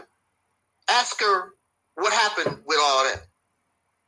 She was talking about those women behind their back because she was jealous that they had husbands and stuff. That woman raped me, Craig. They put him up on. They lynched this man just because. I didn't even realize I was raped until Sister Noble and next door to try to hear her business so she can snitch and try to harass her, to bother that woman. I'm trying to fast forward because I don't want to hear no more about him talking about these women. I want to talk. I want to hear about when he talks about me, criticize me, because I want to get deep into that. So let's. I'm just skipping over this. This is your sister, and then your sister. Yeah. Been with on my hand. Because like I told you, I'm not like that. I'm not a whore. She's a whore woman. Pat African, so pro-blackity, black. And, and he done lick the inside of some white woman's boot. I raised the question about God. Okay. He said he celebrates. Okay, so this is where he talks about me, because I had to fast forward. This is like almost halfway done. Like I said, I'm not going to finish the whole video. I think this was a very pointless program. The mental patient had downloaded this program. I don't know why, but I wanted just to hear the fact where he talks about me, because I want to get some clarity of what is his issue with me. I don't know what his issue with me. I haven't done nothing to this man whatsoever. I treated this man like a brother, and I don't know what his issue. So let's hear what he has to say. Let's hear what this turd face psychobabble mental patient had to say about me. Let's hear it. At Christmas, and he said he celebrates Thanksgiving. It always have these, and he said it has these African origins, and I'm too. Yes, Thanksgiving and Christmas do have African origins to it. I proved that. I did a whole program about that. And see, that's another thing too. He don't want to learn. He's against books. He's against scholarship. He's against these things. What is the purpose of getting on YouTube and you ain't trying to learn anything? You ain't trying to learn anything. Yes, I do celebrate it. I don't celebrate it like white people celebrate it. A lot of black people don't celebrate how white people celebrate it. Because at the end of the day, it's all about spending time with our family and just having a good time. And why not? Who cares? Who cares? So that's religious talk. So this is what happens when you're dealing with religion. They don't like anything. The white man said that Thanksgiving and Christmas is bad. These religious white folks, they the one who taught you these things. Your master Master Farad Muhammad, your master, not mine, said that these religions are bad.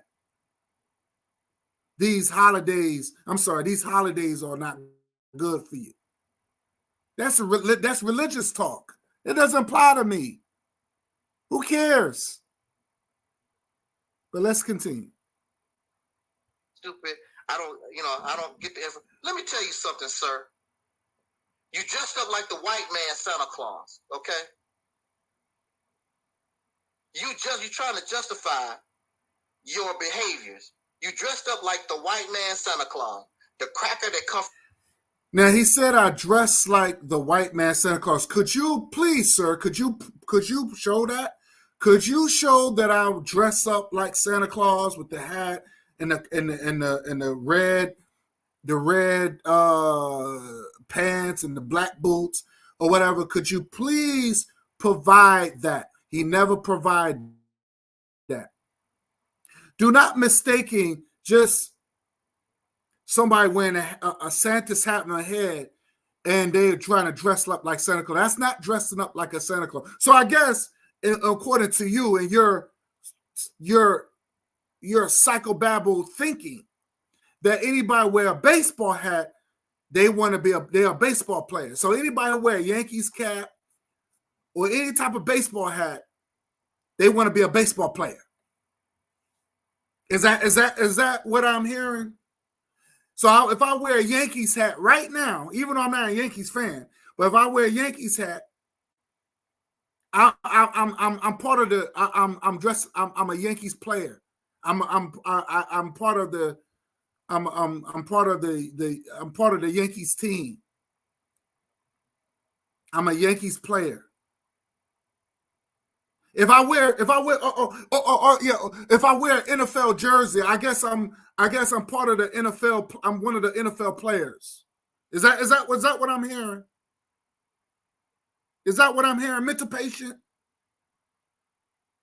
Please make that make sense to me. I'm just a little confused because I could show you, but your Muslim brother, in which I will put that out there, you didn't say nothing about him wearing an NFL jersey, but I'll put that. I'll screen share that because I always pull receipts. You know, with me, I love screen sharing.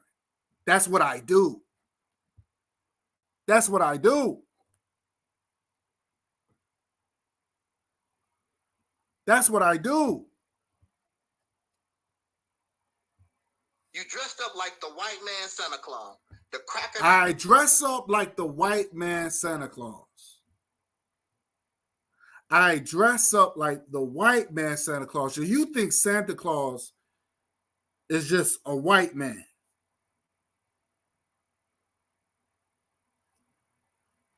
So you think Santa Claus? Well, I've seen black people dressed like Santa Claus too. I've seen yellow people dressed like Santa Claus. I've seen red people dressed like Santa Claus. But Santa Claus is only white in your image. You dress up like the white man Santa Claus. Okay. It come from the North Pole, sir. Come from the North Pole. So you believe in this stuff. It's just so weird to me where you have people that claim that he come from the Nation of Islam and all this other stuff, but you believe the white man's crap. You believe in the Santa Claus myth and the North Pole. You're the one who's saying this stuff. I'm not the one saying this stuff. You're the one who actually believes in this stuff because you mention it. Who knows about the North Pole and Santa Claus? Who's talking about this stuff? I never said I was Santa Claus. I never said I was Santa Claus. What are you talking about? You the one mentioning it because you believe in this stuff. You believe in that. You believe in white Jesus. You believe in it because this is what you go. This is what the Black Americans. That's what they've been groomed into. That's why you mention it. That's why you talk about the North Pole. That means you actually believe it because you're bringing it up. Who's talking about this stuff? You never heard me say anything that about Santa Claus or North Pole. You never heard me say nothing like that. That stuff don't exist. That stuff don't exist to me. You will never hear me say it, but you're saying it. So that means you believe in that. You believe in that childish shit. That's children's stuff, man. Grow up. You're a grown-ass man. And you talking about Santa Claus and North Pole. This is crazy to me. What you think about this? What you think about what if I Santa Claus and I think my Santa Claus is like the sky? It's gonna be a big fat black man. It's gonna come down and watch him.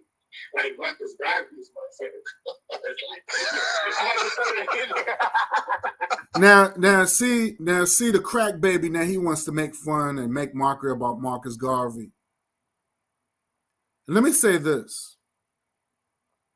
When I first came on YouTube, when I came back on YouTube, I was the one, and I told the crack baby that I wanted to really promote Marcus Garvey because he's pretty much the founder of everything. He's the one who made somebody like Elijah Muhammad and Noble Joe Ali and all that stuff. But instead of them, they made it into a religious thing. I was the one who promoted that. Nobody else wasn't doing that. Nobody was. Everybody was promoting Elijah Muhammad and Noble Joe Ali and all these other people. I wanted to make Marcus Garvey more popular than anything. Hell, even Sonetta wasn't even doing it. But this piece of shit, this crackhead, decided to make mockery and try to say, well, what happened if I was Marcus Garvey and dressed up like a Santa suit? Why would you say that? Why would you disrespect Marcus Garvey like that? Why would you do that? Why would you try to please a scumbag who don't believe in Pan-African? The Nation of Islam are not Pan-African people. They're not Pan-Africans. They'll let you know. They rather be caught up in Asia and say that black people come from Asia than they say that we from African people. Why would you make mockery of it? I think that was a really scumbag move to say.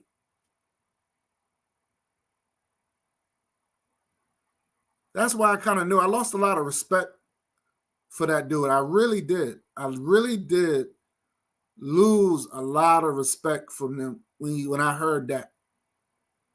I didn't even know he said that. Because you're trying to please somebody.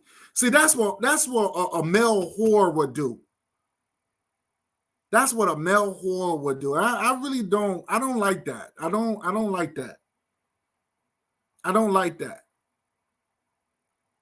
That was disrespectful. That was really disrespectful. Trying to make fun of our ancestors like that. But this is the same Negro pen that he did a video. He was talking about the passport bros, and he was saying how these passport bros are looking elsewhere to these divestor Negro pens. And then he put up a website about it's a website called Dating Asian People. So I think these women come from Thailand or whatever. These are unattractive. Let me use that word. Unattractive yellow people, yellow females. Poor yellow females looking for any males that have money. They're prostituting online. And then you hear this crack baby from Michigan. Ooh, these women look so fine. What? Ooh, these women look so fine. Dude, what are you? Wow. So that tells me a lot about the hypocrisy is just off the chain. I mean, it's bad enough. So, like I said, a lot of people don't want to be, you know what? I'm gonna let me hold that. I'm gonna put a nail on that. I'm gonna put a nail on that because I want to address that. I'm gonna get into that more. Like I said, I'm not playing the whole thing, but I'm just gonna play enough so to get the story straightened out.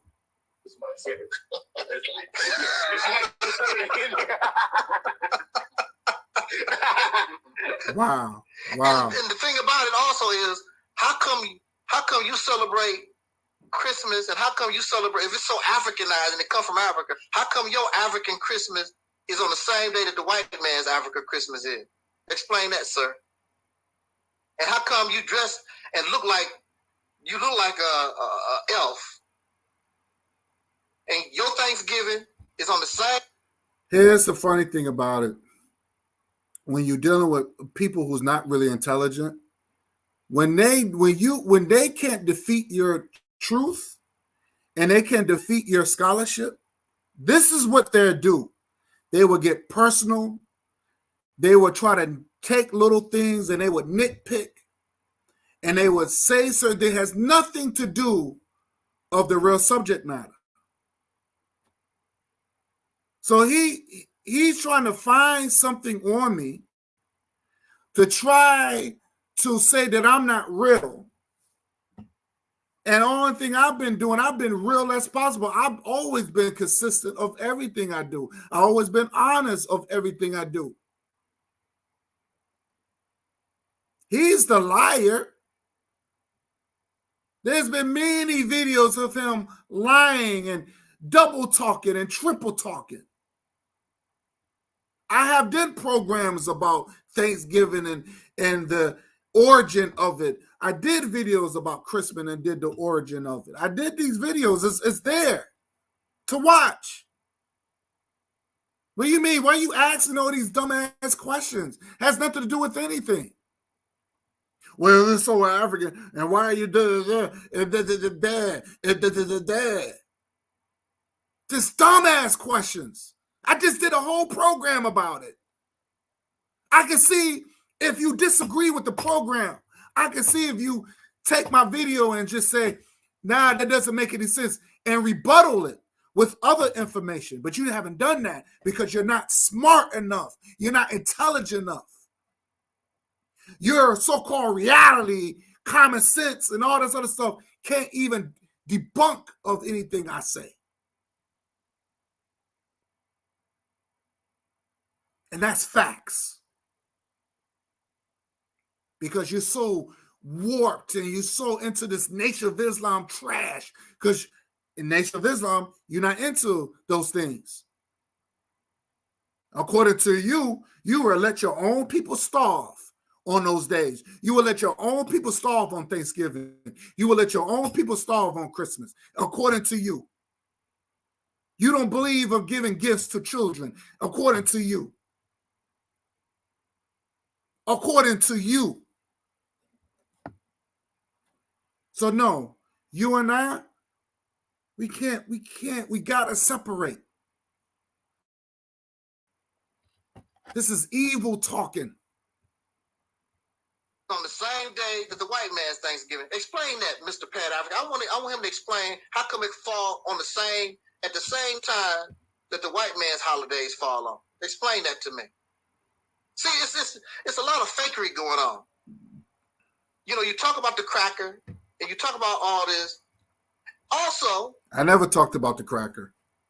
I never talked about the white man. My program was always uplifting African people the best way of my problem. It was nothing about I don't concentrate on white folks 24/7. Not like y'all do. Not like y'all b-rabs do. Y'all talk about the white man did this and the white man did that. And the white man did it. We can't do nothing because the white man going to do this.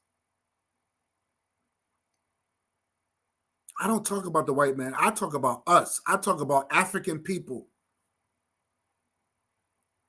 Because that's a distraction.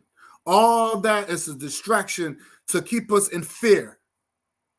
I don't talk about those things, man. You sitting up on this stupid ass program talking about it.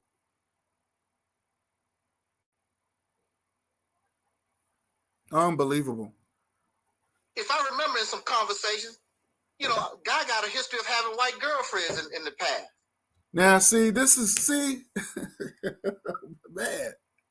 You see what this piece of shit does? You try to make up stuff. Now that's slander. That's defamation. Take me to court. Take me to court. Take me to court. Take me to court because I'm going to use that.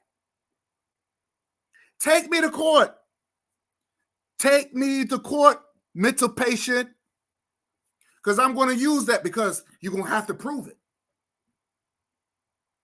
You're going to have to prove it since you like to take people to court. Defamation, slander. You have to prove that. You have to prove what you're saying. But you can't. Just making up stuff. Just making up stuff because you're trying. But your b-rab friend, Boza Muhammad, you didn't say nothing. You didn't say nothing when Boza Muhammad exposed himself. Even when I did a program about it. And I showed the circles how he embraced this Jewish white girl. It was another video where he was talking to her recently, not too long ago, maybe I think last year, early last year. Where was videos about that? Where was videos about your friend, Boza Muhammad? But this is what I understand about these b-rabs. They defend each other. They defend one another. They can do whatever they want to do, but if you're not Muslim, you can't do what you want to do. You become a hypocrite. You become a coon. But it's okay for them to sleep with white women and eat pork and do all this other stuff. But at the same time, they want to play righteous. Oh, I don't drink. I don't smoke. I eat one meal a day. I don't fornicate. But in reality, they do fornicate. Reality, they do integration relationships. They do commit homosexuality into the Nation of Islam. We already seen Farrakhan kissing another man in the mouth. It doesn't matter what race he is. And a white man on top of that. But really, it doesn't matter what race he is. But he kissed another man in the mouth, which is not natural at all. There's no videos about this. Because you defend your Muslim brothers because you have a love for men. That's the problem with these suckers. These homosexual dudes that's part of the Nation of Islam, they are homosexuals. They're on a down low, and I don't care what nobody say, they're not straight to me. They have a love for men, males having a love for males, and that's what it is. They will take up for wrong, and they would do a lot of cover-up. But because I'm not part of the Nation of Islam, oh, well, yeah, I saw a guy in Hollywood, and he's with white women and all this other stuff. You will show it, prove it. Prove it. Because you can't take me to court because I'm going to use that. I'm going to use that. I want you to prove that. Prove that I was dressed like Santa Claus. Prove all these things. Prove it. Screen share. Show a video. Do something. Because I'm a gift giver. Oh, you're trying to be like Santa Claus. Well, I like to give gift to my people. What's wrong with that? Is that wrong? Because that was the whole purpose of St. Nicholas. He was a gift giver. What's wrong with that? And these guys are just liars, man. Because if I would have gave this nutcase a Christmas card with $200 in it, he would accept it.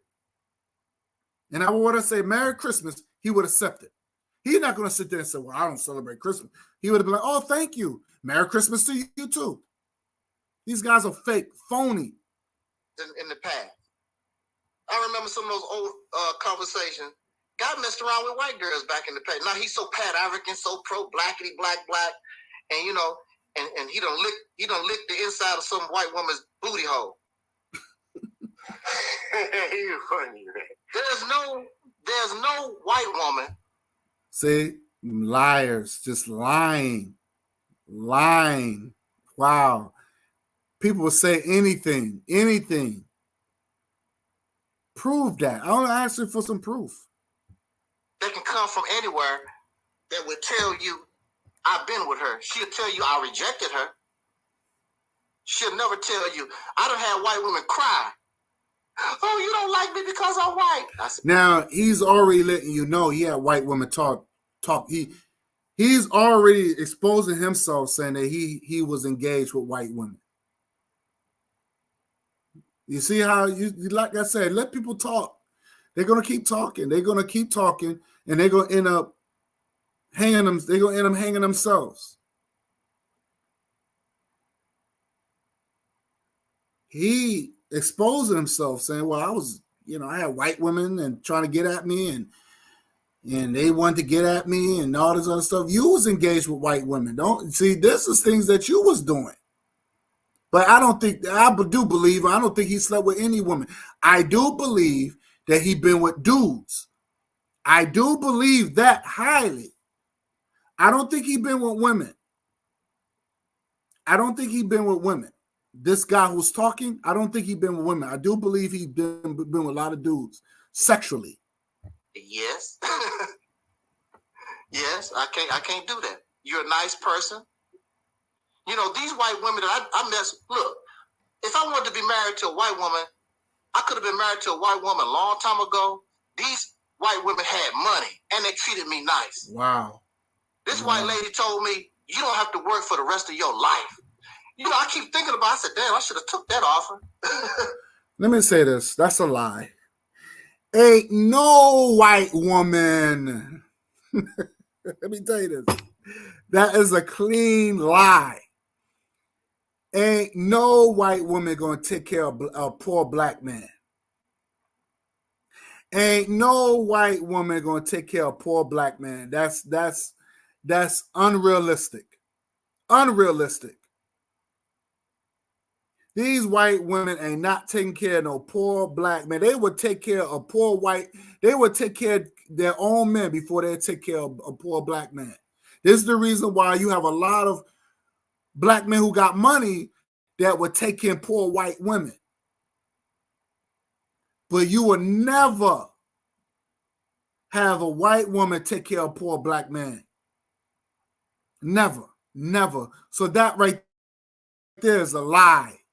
So he's lying. And you can tell he's lying. You can hear it in his voice. He's lying. It's just a big lie.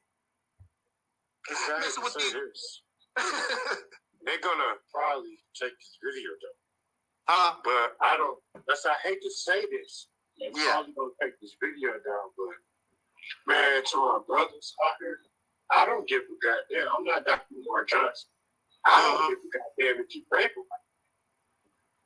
They rape my woman, shit, my mom, ancestor, my sisters, my queens from Nigeria. And British raped them. I don't give a goddamn if you rape a goddamn white woman. And I better not be on the damn jury. Because if I'm on the jury, it's an automatic acquittal. I don't give a goddamn if shit rape the white woman and kill the white man. And I know my whole story probably gonna get shut down for making that statement. Y'all, but keep going, bro. Yeah. But these are some contradictions here that people are portraying. And see, he got angry because Maurice laughed. That's funny. Why are you getting upset? That's the funny. You putting on this facade that you are this pro-blackity black Pan-African, and here you are, we got a picture of you dressed up like Santa Claus. All right, so let's do it this way. So he brought up Maurice Muhammad because Maurice Muhammad, he did this program called Soul Liberation Day.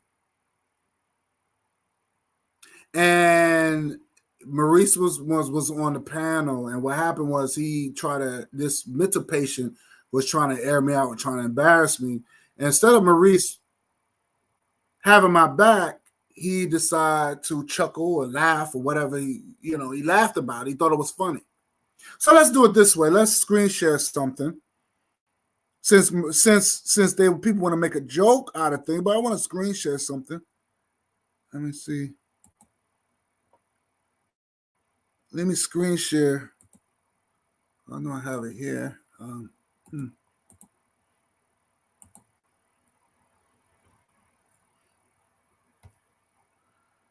And you see Maurice Muhammad. This is this is Maurice Muhammad. Bozo Muhammad, aka Bozo Muhammad, looking like a fake ass Charlie Brown dude, right? And as you can see, he has a Pittsburgh Steelers jersey on, and you have it here where he has a he's holding a Farrakhan DVD. He's holding a Farrakhan DVD. Now this is a contradictory. Now for me as a Pan-African, I don't have a problem with it. I don't have a problem if he's a Pittsburgh Steelers fan. I don't have a problem with it. I have my favorite NFL team. I think Dr. Umar Johnson's a Philly fan. I have no problem with it. But his b-rab friends may have a problem with it, like the mental patient was talking, or he should have a problem with it. So Bozo Muhammad, he comes back on the panel on the psychobabble panel, mental patient, and he says, I believe in Santa Claus, so something around that nature.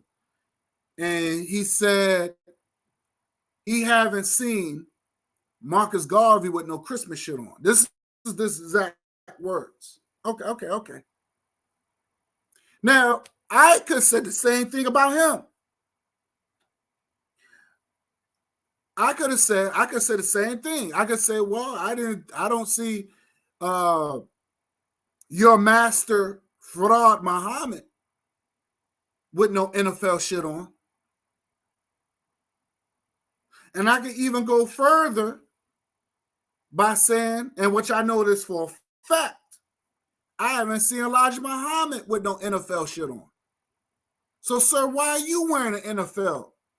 Knowing that it's white owned, knowing that it's really, I'm gonna be honest with you, it's really a racist organization towards black people. It started off very racist. And one of the racist things that they would say that I know about the NFL is the quarterback position. Now, for me, I'm a very advocate of African men to be quarterbacks. I'm an advocate of that. So it was this stigma or this myth where that the quarterback position was considered the smartest position, and it was only for white males to play that position. And for years, you've seen white males playing quarterback position, where the other positions where you have black men, our brothers was doing a lot of running, where they were running backs or wide receivers. And it kind of reminded me of the movie of High Learning when Ice Cube was like, run, nigga, run. Right? Because that That's all thing that we can do is run. But the quarterback position, you don't really run. Only thing you have to do is to throw the ball, and you got to know the plays and everything else. So it's considered a smart position. This is what they say. And if it wasn't, and what broke that myth was my brother Doug Williams, who to me I think he's my NFL hero. He was the one that broke that Hitler white supremacy myth by not only he played quarterback, but he actually won the Super Bowl. He was the first African man that won the Super Bowl. So I personally don't have a problem our brothers playing for the NFL to get out their situation, make their situation better. Only thing I would say, don't forget where you come from and give back. That's the only thing I say to my NFL brothers. And have some race loyalty. Come back to the community and grab your sisters. Uplift your brothers. Make their neighborhood a little more safe. Now you're making a little more money. That's the only thing I'm saying. So I don't have a problem of him wearing an NFL jersey. If he's a Pittsburgh Steelers, if Boza Muhammad in this picture, no problem with it. I really don't.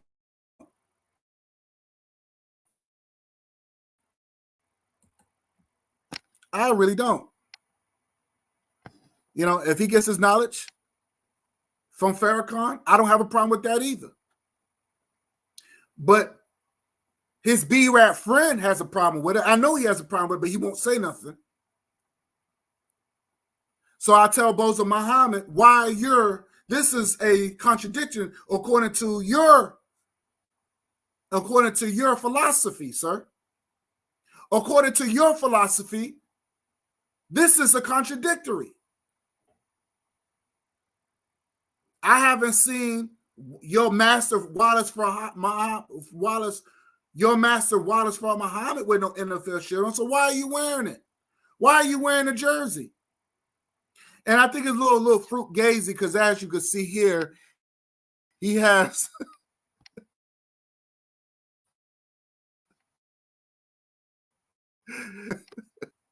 I don't know what the hell is that all about, man. That looks so fruit gazy. And he try to look so cool with it, like, come on, dude. Like, you who are you fooling, man? But hey, I don't have a problem. I never seen Elijah Muhammad win an NFL jersey on. Or any NFL shit on. So why are you wearing it? According to your philosophy. But this is, according to him, not to me. According to him, this is a contradictory. This is hypocrisy.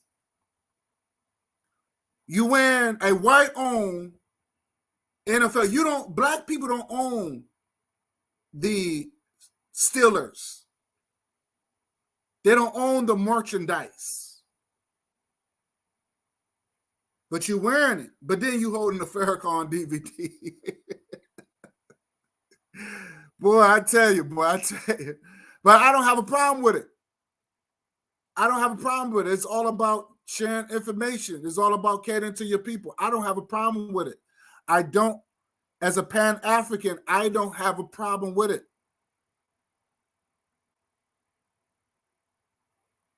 I don't.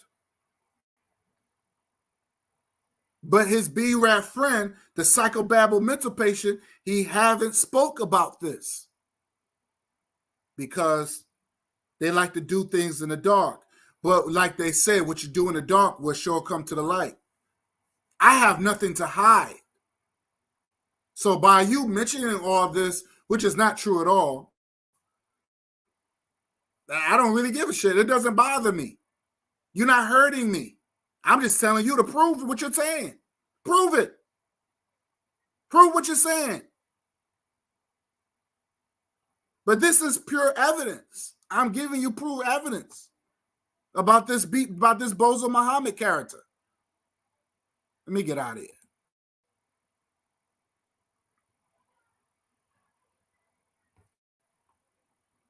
But again, it's the same rhetoric, but they won't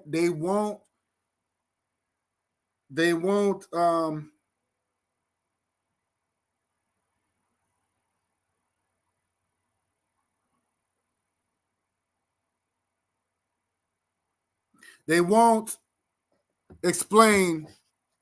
I mean, this guy always talk about reality, but he's talking about the reality, but the reality is that you won't address the real problem.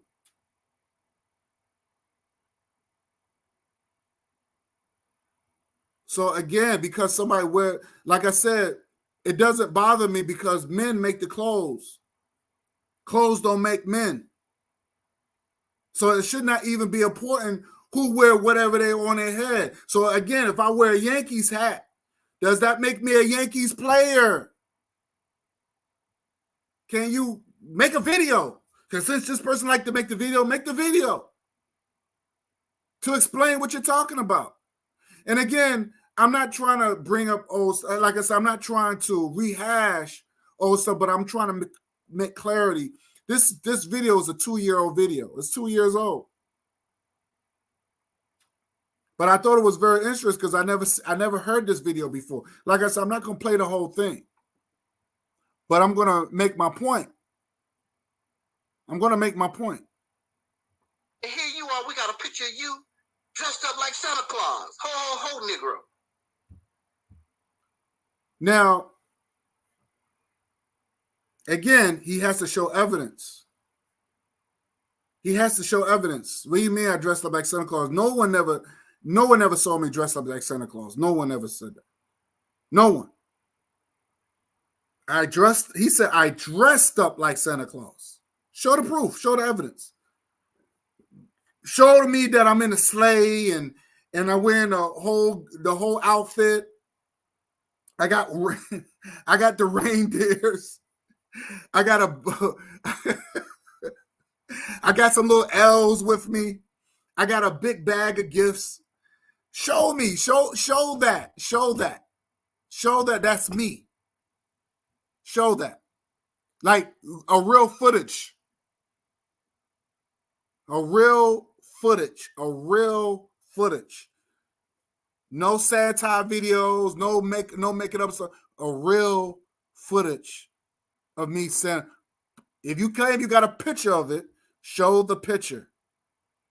Show the picture. How the hell you gonna get angry at Maurice because he chuckled at that? That's you. You the one put that out there. Now I noticed he took all his pictures down from his Facebook because I saw his wife, his children, his cat. He done took all the pictures down on his face. What you ashamed of, sir? I didn't take nothing down. I blocked your ass. I blocked you because you're nothing but a fucking troll. Sir, you do not like family. You're not into family. I'm into family. I'm into unity of family. This has always been my platform. If that's not something you about, then why you even care what I have? You mentioned my wife and my kids and my cat. So what? Who cares? This has nothing to do of the subject matter. Why you pissed off at me? I didn't take nothing down. I got people on YouTube. I got Brother Bakari on my Facebook page. I had the crack baby on my Facebook page, but I ended up taking him. I ended up unfriending him too. I ended up unfriending him. But he saw my family. He saw how my family. Not only that, he saw my grandparents. He saw my parents. He saw my grandparents. I have nothing to hide, sir. But you have something to hide. You need to be honest about your mother. You said your mother slept with 5 men. You even said that your mother was a nasty, dirty, stinking whore. This is what you said. I didn't say that. You dissed your mother. He actually said his mother was a murderer. I did not say that. He said it, and I have videos to prove it. But then again, you might end up taking that video down because you don't want to be exposed like that. You forget what you say.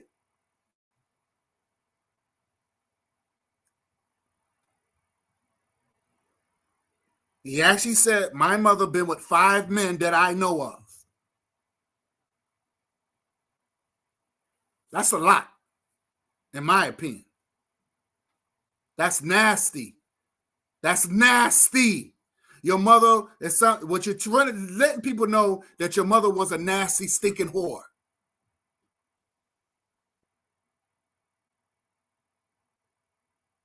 That's what you're saying. But you don't want to talk about that. You want to keep that in the closet. But you want to talk about other people's family. I got you. Talk about your family. Talk about your family. You don't know my family. You think you know, but you don't know my family. So I didn't take nothing down. I just blocked you. Blocked you. I don't want to deal with you. I feel with you. I'm dealing with the clown shit. On his face. What you shame of, sir? I'm not ashamed of nothing. You shame of your wife and your children? I know what your wife and your children and your cat look like. Okay, so he had a cat, looked like Run DMC, had all the chains around his neck and stuff. But he said that I had him chained up. First he said I had bling. I put some bling on my, but then you turn around and said I'm broke. I didn't hire anything. I put the videos where I had I put a collar. He don't know. See, that's, I don't understand these people.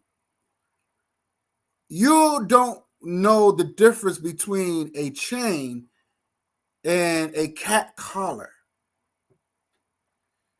I cannot put a chain on my cat.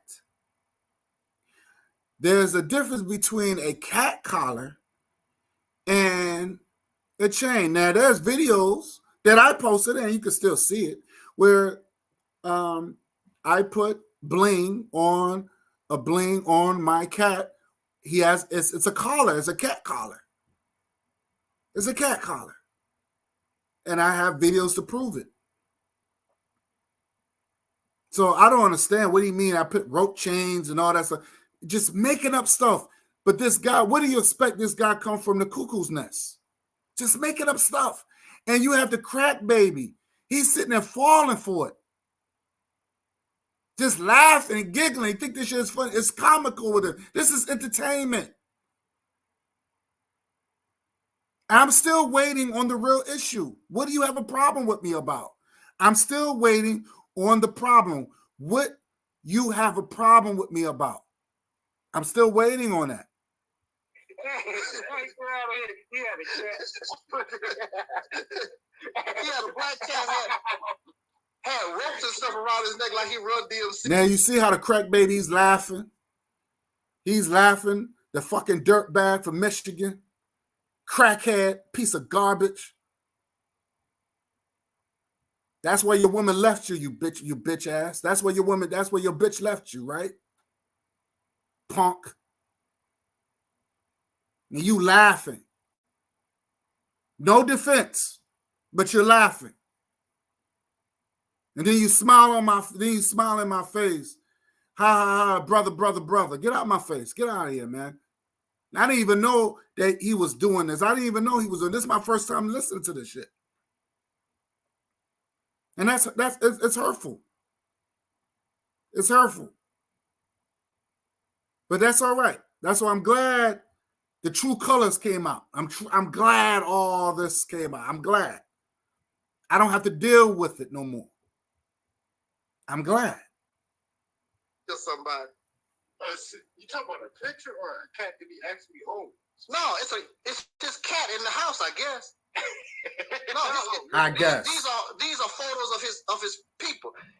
Guy had pictures of his wife and children and his cat, all that was on his face. He done took all those pictures down. And again, I did not take him down. I just blocked him. He thought I took him down because he can't see him no more. I have nothing to hide. This person, the host, saw my pictures. He saw how my family is. So I don't know what he saw. My brother Bakari seen my pictures. I have nothing. Sister Erica see my pictures. I have nothing to hide. So I don't know what he's talking about. But go ahead. Because he know people gonna search him. You can search me all you want. I'm searchable. And the picture, and look, and he still got, look, he got a picture of him with Rolling Stone magazine over his head, and he looked like he got a beer in his head drinking. See, you know my character. Now, I don't know what he's talking about. I don't know. He's beer. I don't know. I don't know what he's talking about. Again, he's just making up stuff. And you know, I've been into this, man. And you know, bro, my African Supremacy TV channel, man, I originally was Black Panther Party 9. Okay? And that channel got shut down because it was like over 1,000 subscribers way back then. I was just putting out stuff about Malcolm X and, you know, just sharing different things. Yeah, that channel got shut down way back. But African Supremacy channel was already up at over 100 subscribers. And shit, I closed it myself because of all this beef between me and Brother Maurice. Yo, did you know? And I wish Brother Maurice was more than welcome to come on the panel and speak for himself. But originally, he called me the hell out just because I tried to stay cool with you. Yeah, disowned and tried to disown Brother Guy because Brother Guy stayed cool with me because I stayed cool with you back in those days. And I know you remember this, man. You seen them streams? Yeah. So, but much love to Brother Maurice, because one thing I like about Brother Maurice is the fact that he'll say things, but then he will come back to it. As a man that's Black first, he will humbly come back to you and try his best to make the peace. So much love to Brother Maurice. Yeah. But also, man, look at the group that we had, brother. Tyreek even Rock. It was me, you, Brother Guy, Brother Curry, Brother Maurice, Sister England, Brother Tajir, Sister Nude. Man, the list goes on and on and on. Let me say this for the record. I was the one. I'm going to take full credit.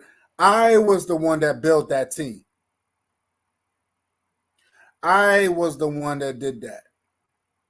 And it started building from there.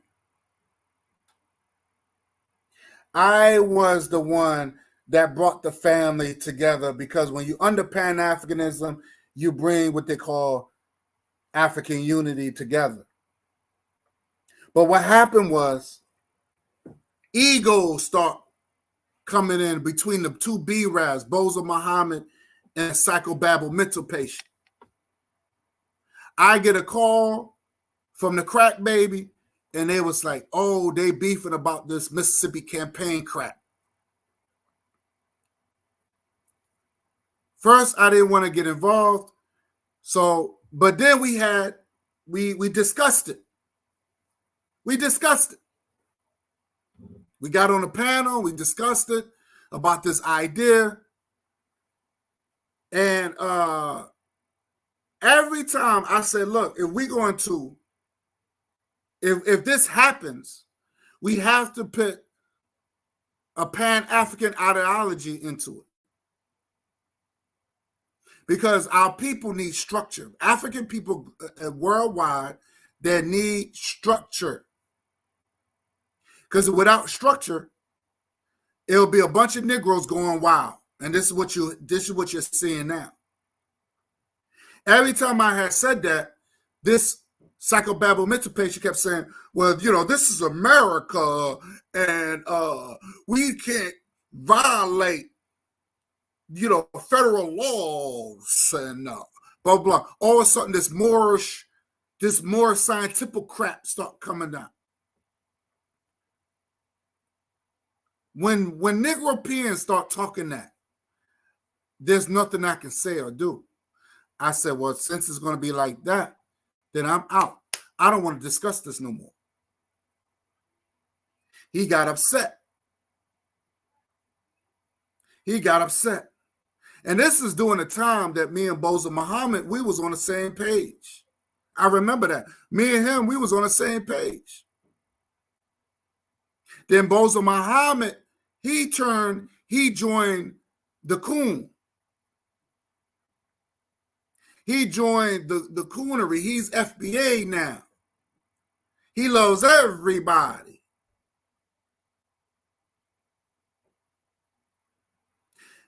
I was very surprised. It was brought to my attention when I went up against woke progressive. This is something that psychobabble mental patient don't mention. He don't mention anything when I do things. Well, I noticed when I went up against woke progressive, and I exposed woke progressive by him lying to women, pretending that he was straight, but he's really a homosexual. And it was brought to my attention, and I saw the snapshot where you have Boza Muhammad secretly going to woke progressive comment section, talking about, hey, brother, I know what you're going through, but you need anything, I'm here for you. And I thought that was type of fruit gazy. And me and a couple of other people addressed them on that. Like, what you doing, dude? That didn't look right. After this woke progressive character exposed himself on my panel, totally disrespected me. So I kind of knew right there. I kind of knew something was wrong. And then he had a situation with that white extremist angry Viking. There was no smoke. I was kind of excited. I was like, oh, brother, Boza Muhammad, he's gonna go in on. He's gonna say, give me your address. I'll come meet you. Nothing. Scared. When he came face to face with the enemy, he was scared. Taking sides with another man, taking sides with another male, kiss another man, or with Farrakhan. I don't have no problem of him kissing Michael Flegger in the mouth. Wow, what the fuck? But this is what they're into. This is what they're into.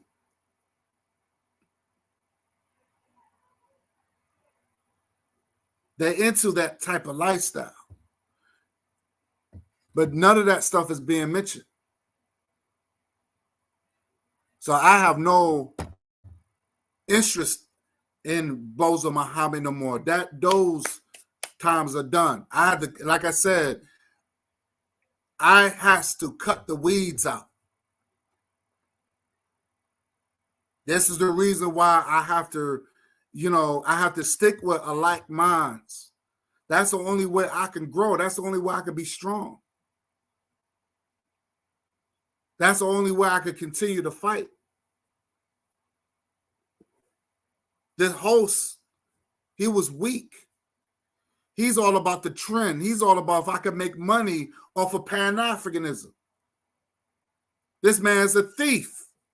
According to his psychobabble friend, he's considered a thief. Stole $700 worth of junk that he never used. I never stole nothing from nobody. Everything I got, I worked hard for it. No one gave me nothing. Boza Muhammad, Bozo Muhammad is a panhandler, just like the host that he's a panhandlers. These are beggars. Bozo Muhammad called Brother Bakaria for money. Called him up for money. A grown-ass man calling another man, begging him for money. Because Bozo Muhammad don't want to work. I told Brother Bakaria I wouldn't have gave him nothing. I would say I didn't have it. Brother Bozo Muhammad would have to suck some cock to get money. Bozo Muhammad would have to suck some cock to get money. I wouldn't have given him nothing. Because the woman he was using kicked him out the house, so he want to beg another man for money. That's lame. And he admitted it. He got on the platform and thanked Brother Bakaria. Oh, thank you for helping me when I was in need. When I lost my job in 2019, I didn't beg nobody for nothing. Brother Bakaria asked me. Shout out to Brother Bakaria, King Bakaria. Shout out to you, brother. If you're watching, if you're listening, shout out to you. But he reached out to me and said, "Brother, do you need any money any money to hold you down for a couple of months?" I told Brother Bakaria, I told my brother, I said no. I said thank you, but no thank you. I'm good. I'm getting severance pay and I'm on unemployment temporarily.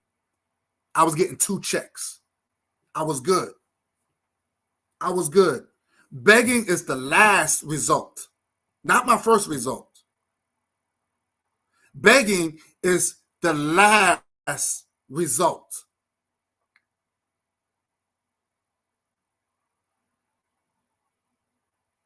But Bozo Muhammad knew about it. You know what Bozo Muhammad said?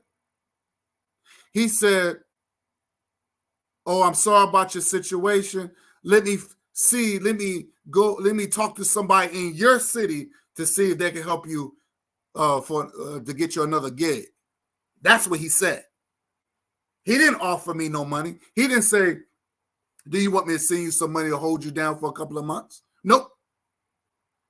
And this is supposed to be a person who believes in God. This is the person who's supposed to believe in this thing called Allah. Because they take money. They don't give money, they takers. Because the Nation of Islam, they don't give money, they takers. They take your money. And I'm going to prove that. Play some more of this. Man, our group should have been. I was just talking to Brother Guy about this. And he actually brought this up. Man, our group should have been so big at this point, man. We should have been building a movement. But unfortunately, due to disagreements and ideology, we all had to separate. We couldn't build this movement. But go ahead, brother. I mean, you're absolutely right. I mean, the people enjoyed what they were seeing. And we were steady growing. And the people liked to see what we was doing. And I knew that it could go a long way. But unfortunately... You heard he said? He said, I knew it will go a long way. You hear what he said? I knew it will go a long way. But he didn't want that. Because people's lives are so caught up in drama. They so marinated in horse shit. Excuse my language. They so foul, caught up in drama. Now he did a whole thing, just lying on me. Because this is his life. And he tell you his life. He been bullied. His mother called him all types of black you-know-whats. He comes from a place of drama and pain and suffering. He comes from a place of disunity. He was in a place of healing. And then you bring suckers that's not even about what we into, because you disagree with somebody else's ideology. He brought Alquan, who has nothing to do with my ideology.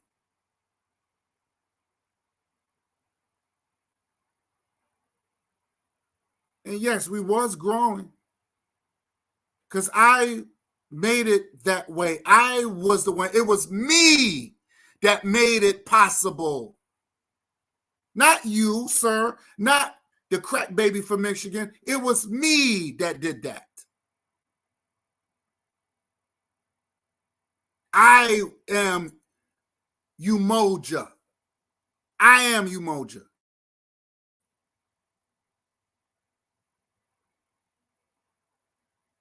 I am Umoja.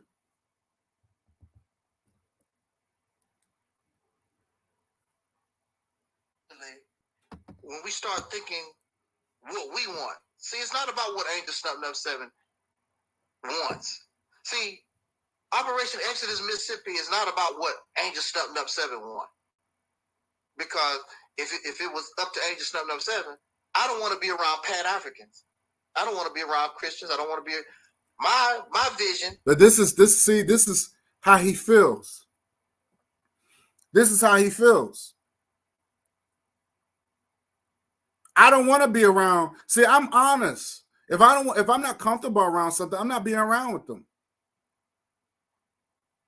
I'm not comfortable around homosexuals, so I'm not going to be around them. You have homosexuals saying they don't like heterosexual people. There's people who say this.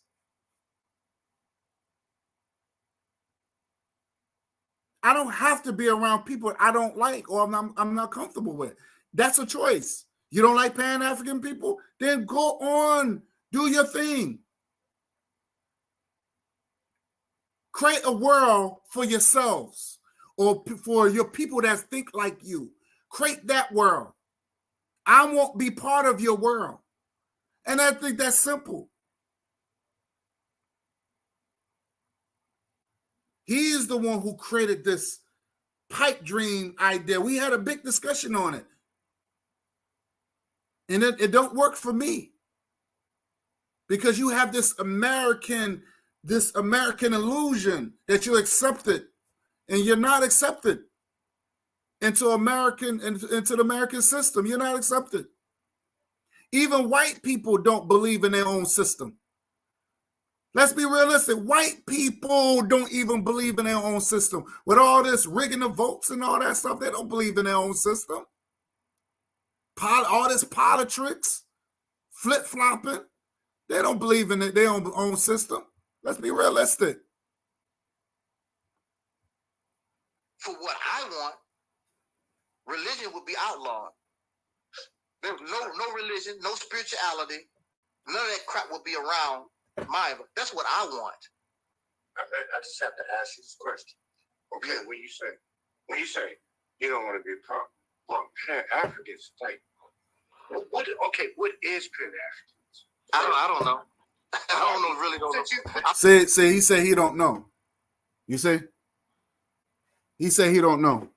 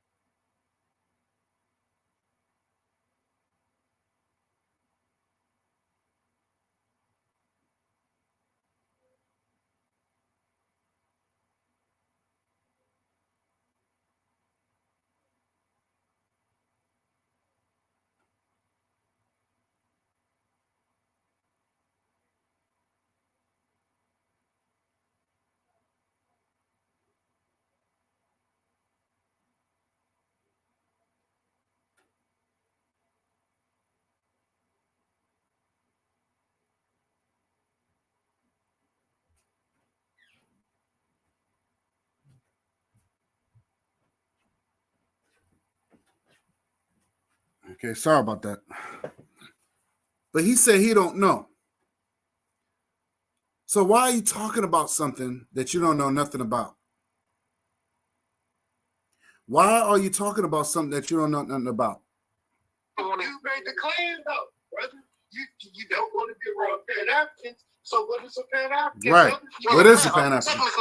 Technically, only thing a Pan-African supposed to be, and from when I was growing up, Pan-Africanism was simply... When you was growing up, you didn't know nothing about Pan-African. You was part of the Nation of Islam. You didn't know anything about Pan-Africanism until you came on my channel. We trying to unite black people across the globe. That's all it was. It was not... with that?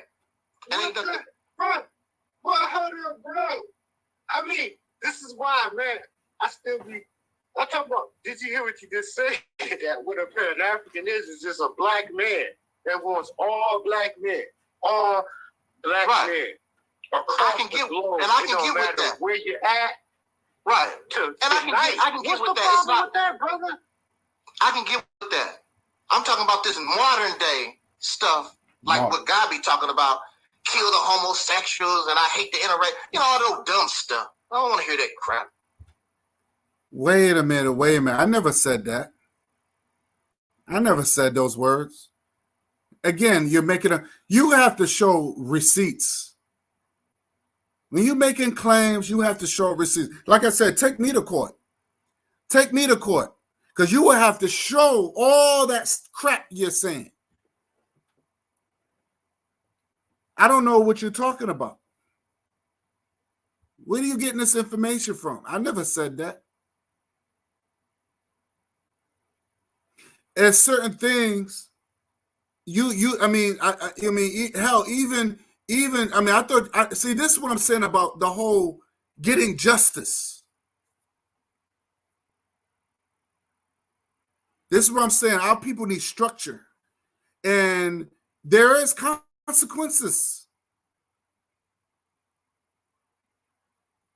I don't understand with black people. They believe in this timeout system that white people made up. I don't believe in timeout. I believe in ass whippings. I believe in tough love. That's what I believe in. But I never said what he said. I never came up with that.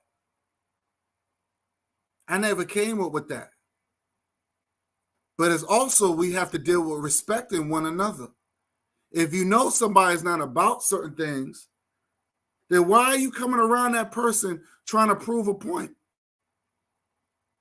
If somebody say, don't disrespect me, don't disrespect them.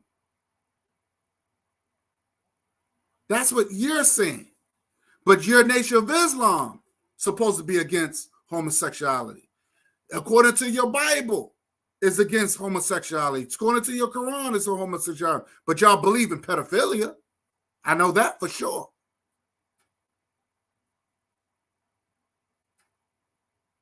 This man admitted how he said it was some sort of quote unquote incident of touching a little girl. Hey, that's what's brought up. I don't know if it's true or not, but that's what was brought up. But don't put words in my mouth that I haven't said these. I haven't said what you're talking about. So I don't know. Again, he's saying things just to be saying them, trying to discredit me. You can't tell nobody. Everybody has different experiences in this country. All black people across this nation, if they are descendant of slaves, been through oppression, they all deserve liberation. They all deserve. And that's the reason why I decided to cut my ties with this guy. It's not about you being born here. It's not about you being oppressed. We all been oppressed. We already know that crap. But there's do's and don'ts. I'm not an advocate. I don't condone rape, molestation, homosexuality, interracial relationships, interracial marriages, dating. I don't condone these things. Excuse me. I don't condone these things. We need structure. At one point, the African people in this country had structure. You have more black people marrying each other, the black man and black woman marrying each other, happy families. At one point, we did that. At one point, we didn't break into each other's houses. We could keep our doors unlocked, and we didn't have to worry about our own people robbing us. The community, we was loving people. There was consequences. You couldn't go out there and do what you want to do. You would have got your ass whipped by your neighbor, and then you got your ass whipped by your parents if you done something wrong. You can't do what you want to do. That's the world I want to live in. I want to live in a world of structure. Maybe you don't. These b-rabs, you could do it. And this is the reason why the Nation of Islam collapsed. Because they all was part of, even Malcolm said, and I was watching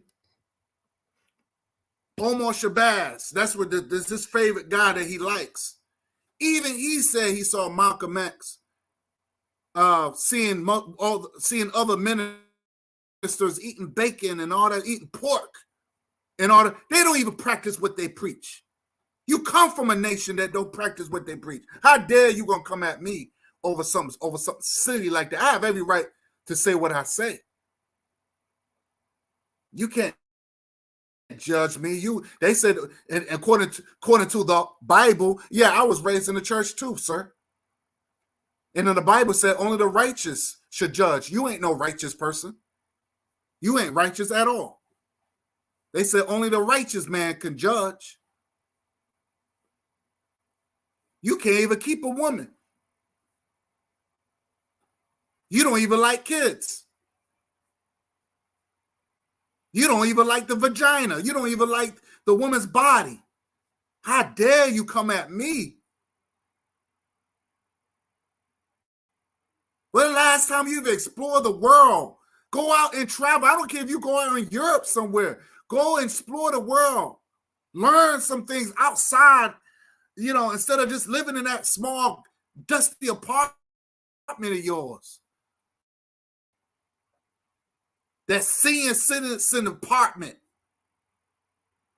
There's a big world out here. This earth is too big to be stuck in one place. You worrying about some passport coming from some white man. Get that shit out your head, man. Everything comes from the white man. Everything. The black conscience come from the white man. Everything. You give all the credit to the white man.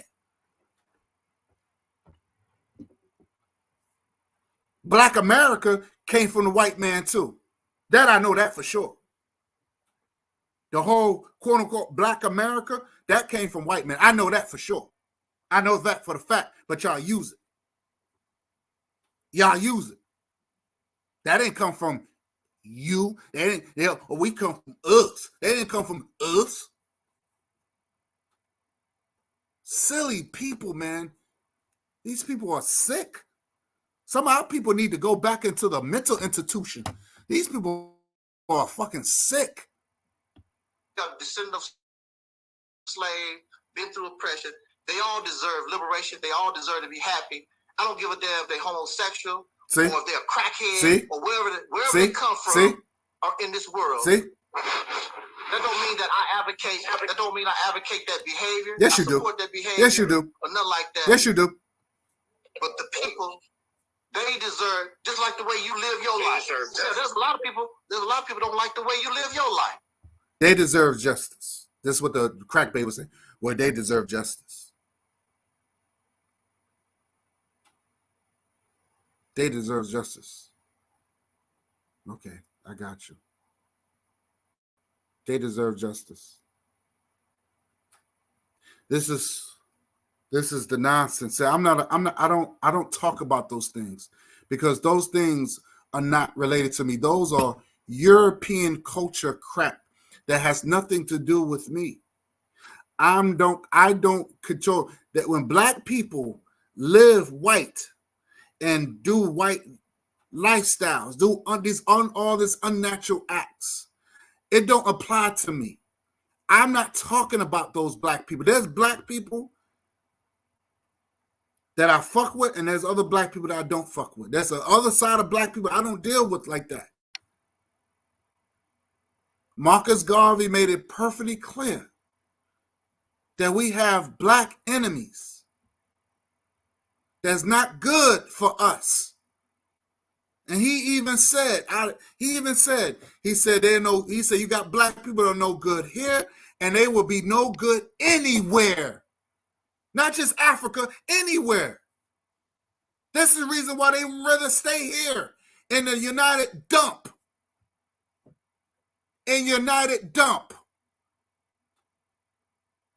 Because that's the only way they can express themselves, quote unquote.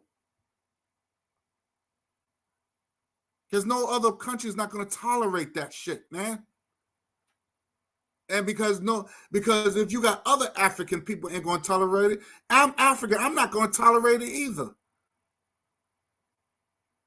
But that's Nation of Islam. They accept anything. Because it's all about love. I'm not into that. I agree with that. They deserve justice. They deserve reparations. Yeah, they deserve reparations. You could be in an interracial relationship as long as you descend from a slave. So Crack Baby saying, well, you could be in an interracial relationship, but that person deserves reparations if you're a descendant slave. So that means that white person, what that black person is married to, is going to get it all. They still win. You stupid Negro pen, they will still win. Just like I was watching that movie, High Learning. And what the Ice Cube said, he said, man, they own this stuff. One beat down and they still win. They still win. This mental patient go to him, well, I'm a winner. You're a loser. You're going to give it right back. Everything that you work hard for, you're going to give it right back. All your reparations going to go right back to the people. They still win. You ain't no winner. You're a damn loser.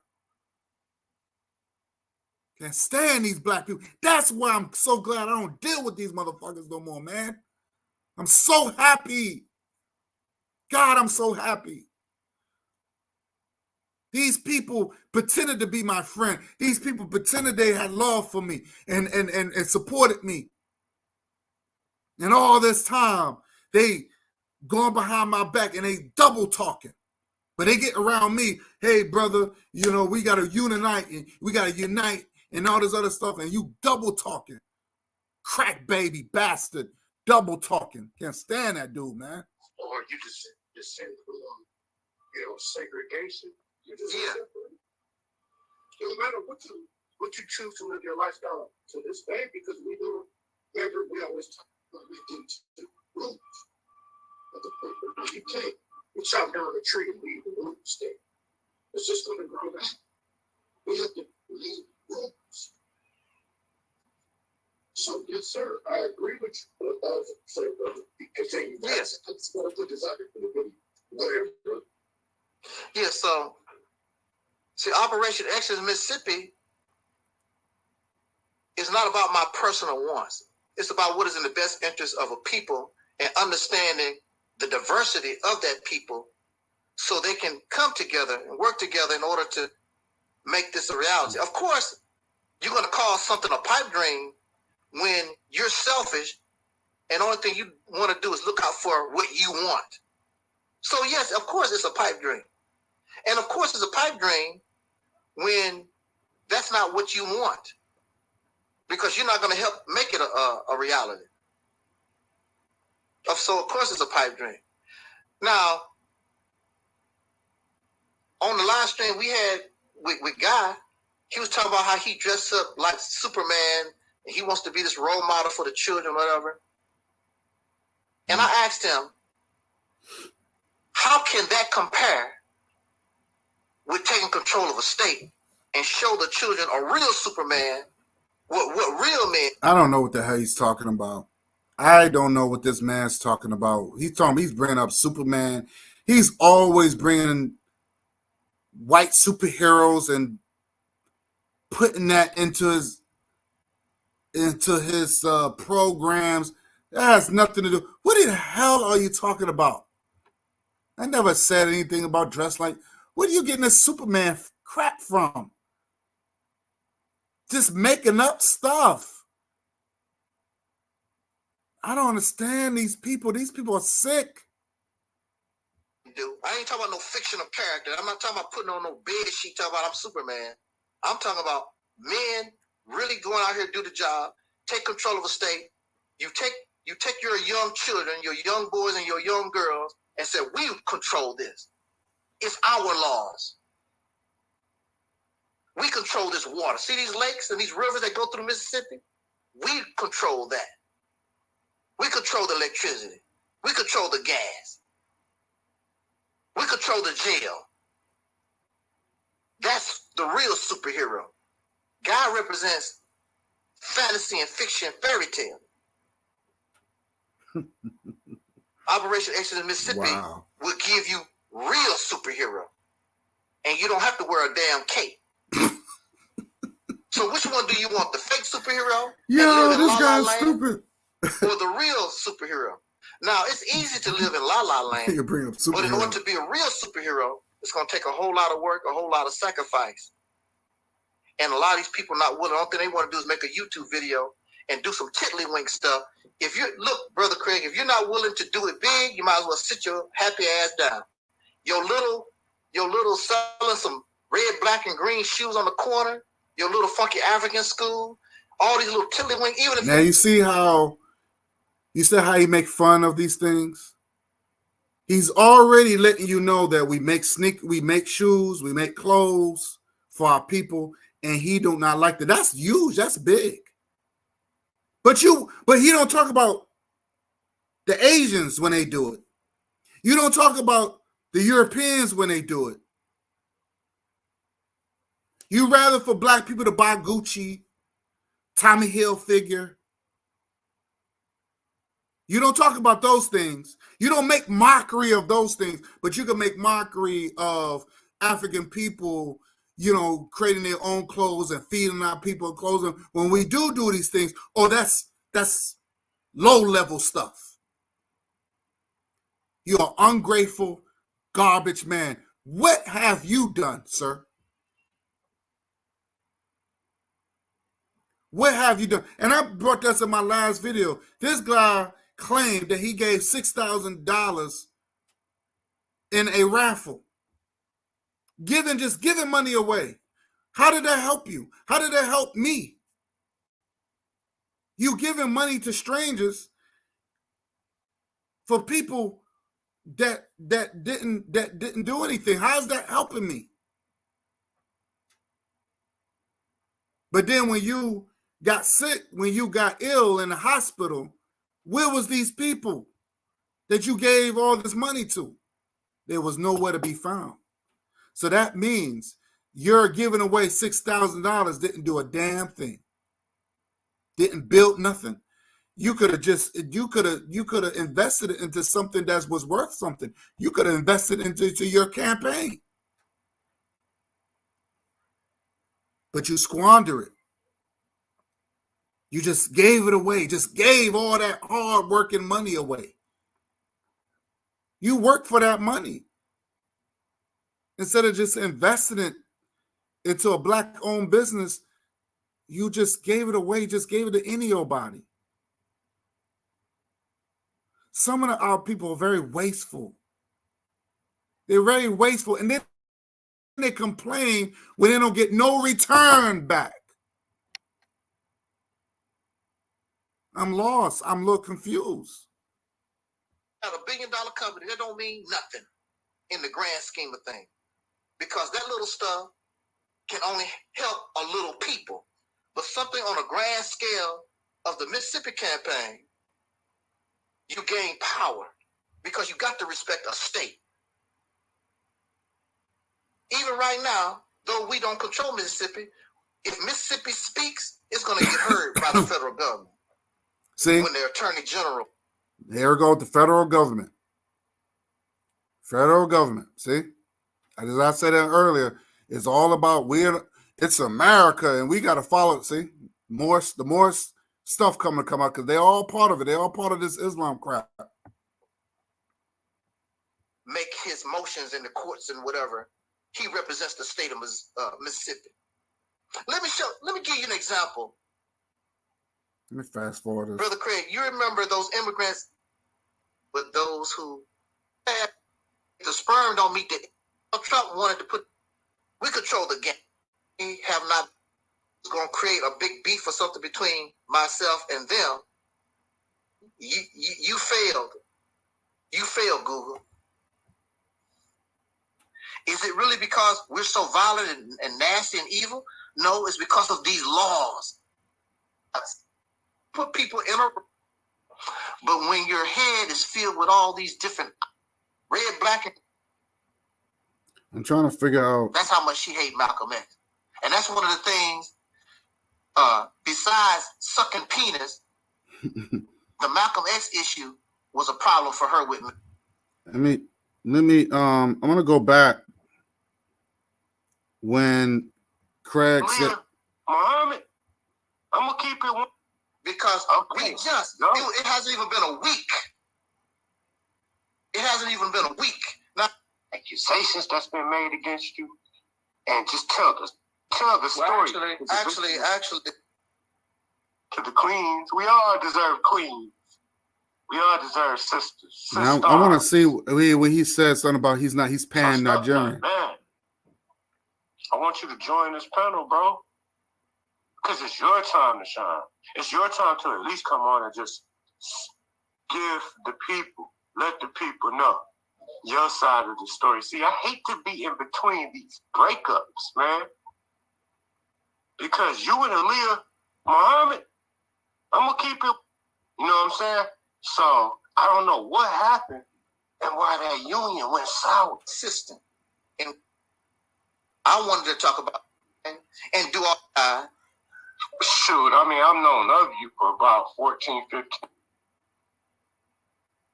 She stole my money.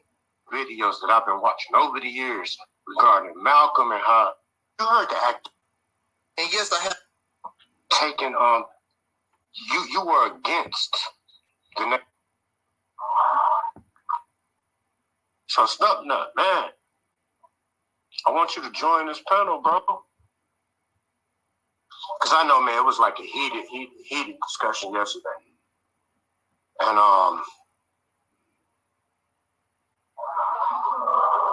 my moderator ended up placing Angel Snapping Up 7 on a timeout. So I'm hoping I will even be able to see what he's saying. But I noticed I also lost a subscriber. I lost a fucking subscriber, but now I see why. Because when I hear that Napasha Da got Angel Snapping Up 7's channel, 2 of his channels taken down. No wonder I fucking lost a goddamn subscriber. Like, what the fuck? But I'm just waiting, man. Hey, man, I'm going to call you out, brother. I'm giving you the chance to... So you can't tell me... I was trying to look for the brother, but I'm not going to get into it because he did say... he said, I'm not pan... That's the reason why I don't want to be pan-African no more. I'm pan-Nigerian. And there's no such thing as no pan-Nigerian.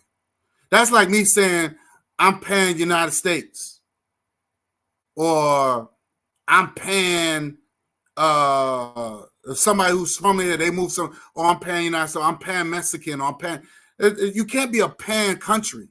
You got to be a pan-continent. But I'm going to tell the crack baby from Michigan, you're a panhandler.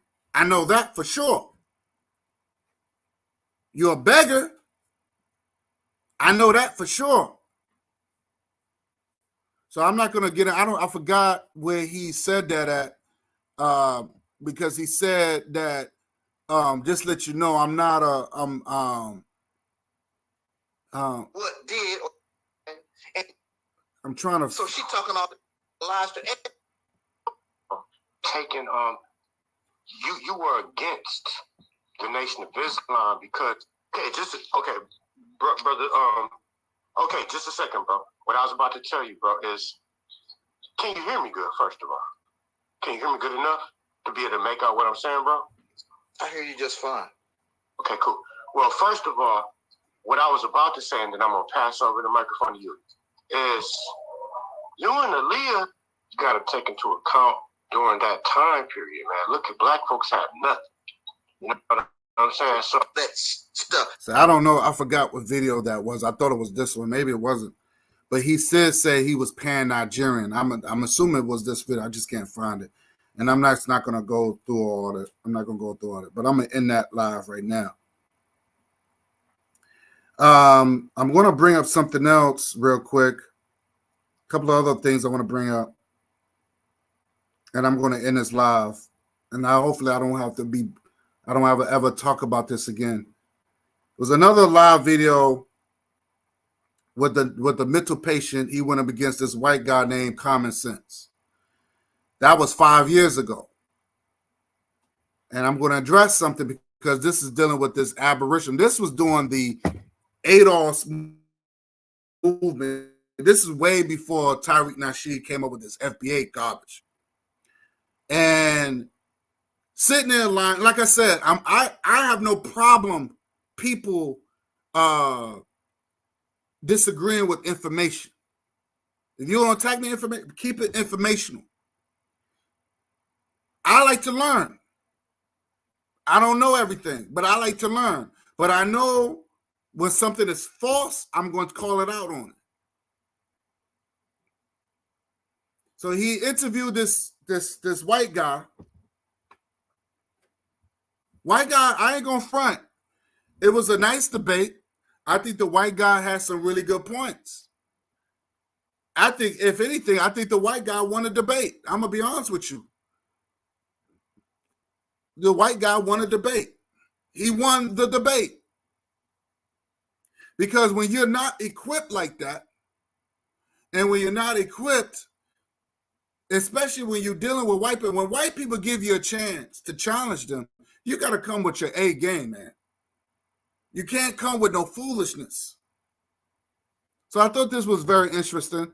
So I'm going to play this part real quick. And like I said, this was showing my hypocrisy, showing the hypocrisy of these people. Hold on, here we go.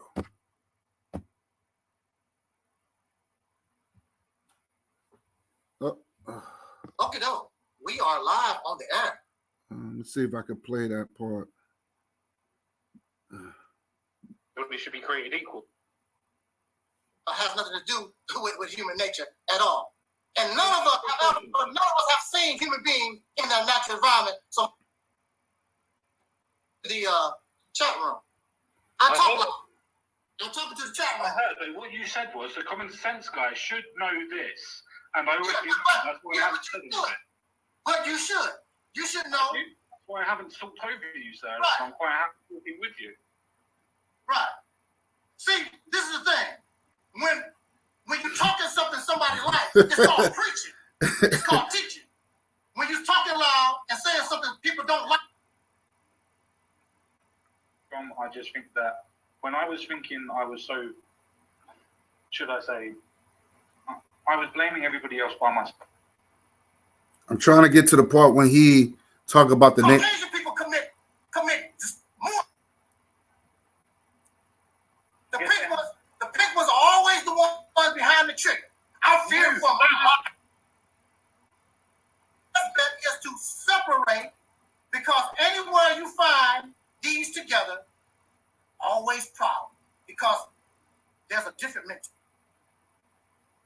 Damn, I messed up. I'm not listening around anywhere, sir. I've hardly even spoken in this debate. It's mainly been yourself, sir. We're going to take 10 years of your life. Let me see if I can find it. And 4 part-time jobs. How long were the part-time jobs? People can control. We're going then back to the sins of the father need to go onto the child, and that's not true at all. If you work hard, you work. But I'm sitting here in Shopper, 2 Caucasian guys, the judge. I'm talking to you on the level of respect, sir. How are you? The argument that you just made, sir, when you were saying that everybody should be created equal and be equal. Now he's debating the white guy. Right, should, but not in my chat room. You don't come here and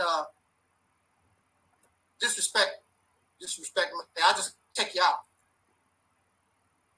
Fair enough. It's your area. You do what you want. But it's not going to really help anything. But and it's your your choice. house. So he's talking. So this mental patient, he's talking to this white guy. This fat white guy from London. And I want to get to the part where the white guy said that basically he said that y'all come from Africa. Now the white guy, he is absolutely right. So here come the mitzvah. Oh, I disagree with that. I'm trying to get to that part. I'm scanning through it right If it now. was your house, I just leave. I don't have time for it. I'm trying in here or not talk about. I think we're being able to do very, very well. I think being the fact that we are completely of opposing views. I don't know. If some people, when you haven't been exploited, some of us. Should I say, I was blaming everybody else by myself. How can I tell you that you don't feel the way that? I don't want it. Don't tell me. I don't want reparations. Don't tell me not to do it. That's just like, again, it goes back to the example. I have a stomach ache, and you're going to tell me, oh, it ain't that bad. Don't tell me about it also, sir. Here you are telling me you don't know Black history. And you don't know my history. I don't want to know your history. I don't want to know your history. And that's the difference. I want to know. You but don't. I don't want to know your history because it has nothing to do with me. I have nothing. I have done nothing. Why doesn't it have anything to do with you? I have done nothing to you. Exactly. I've done nothing to you. Nor was around. Matter of fact, I wish. 90% of the population in your country have done nothing to you. So, but yet you still classify all white people the same. Sorry. No, I did not say. I did not classify all. I said. This nigga's stupid. I give all credit to my lawyer and the Caucasian female judges that helped me get out of the situation together. This is what we're gonna do. We're gonna solve. There are those who don't want to solve nothing. It's not 90%. It's what? Not 90%. Well, 50%, over 50%. Yeah. Okay, over 50%. There's a reason for that. The reason is that because these suckers are racist. Going back to my stomach hurt just like yours. You're gonna tell me. Only, but a specific race in them because they are dealing drugs or because of. No way. I go on my way. Matter of fact, if you have any kind of. Damn, I want to see play that damn part. Suckers, we just a target. It never happened, don't you? You do realize that. Y'all do some terrible things. The Africans as well, sir. So's the Africans as well when they used to go out and around and actually have fights with everybody and go around killing and pillaging. It's not a racial thing. It's a human nature thing. Every race has gone after different people. Prove me wrong then, sir. Prove me wrong, because I can go into Google now and I can pull up every single war that people in Africa have had. So prove me wrong, sir. I'm going to prove you wrong because my situation, I'm not talking about no Africans. Of course you're not. Of course you're not, sir. Of course you're not. You know, because of the narrative. You know why you're not talking about it? You know why you're not talking about it? Because it destroys your narrative, sir. My situation in America is based on race. Point blank. I thought you said... They do. You can tell because it's within the laws of that state. Right? What have you done? Why should I do anything? Why should I do anything? See, that's it. So what you talking to me for? You don't want to help me. I'm trying to understand your point. I'm trying to understand. You don't want to understand my point. This is the thing about the Reality Temple Internet Ministry. Oh God. I make things clear that an infant should be able to understand. And you still go in la-la land and try to flip me around in circles. That's not going to work. Because you can read and write pretty well. And I'm like, and this is the thing. See, again. That white guy's looking at it like he's stupid. It's the best solution. It's the best solution. So when you were saying at the beginning that you didn't want it, you now want it. They don't. So how have I been racist to you today, sir? A racist is just one that belongs to the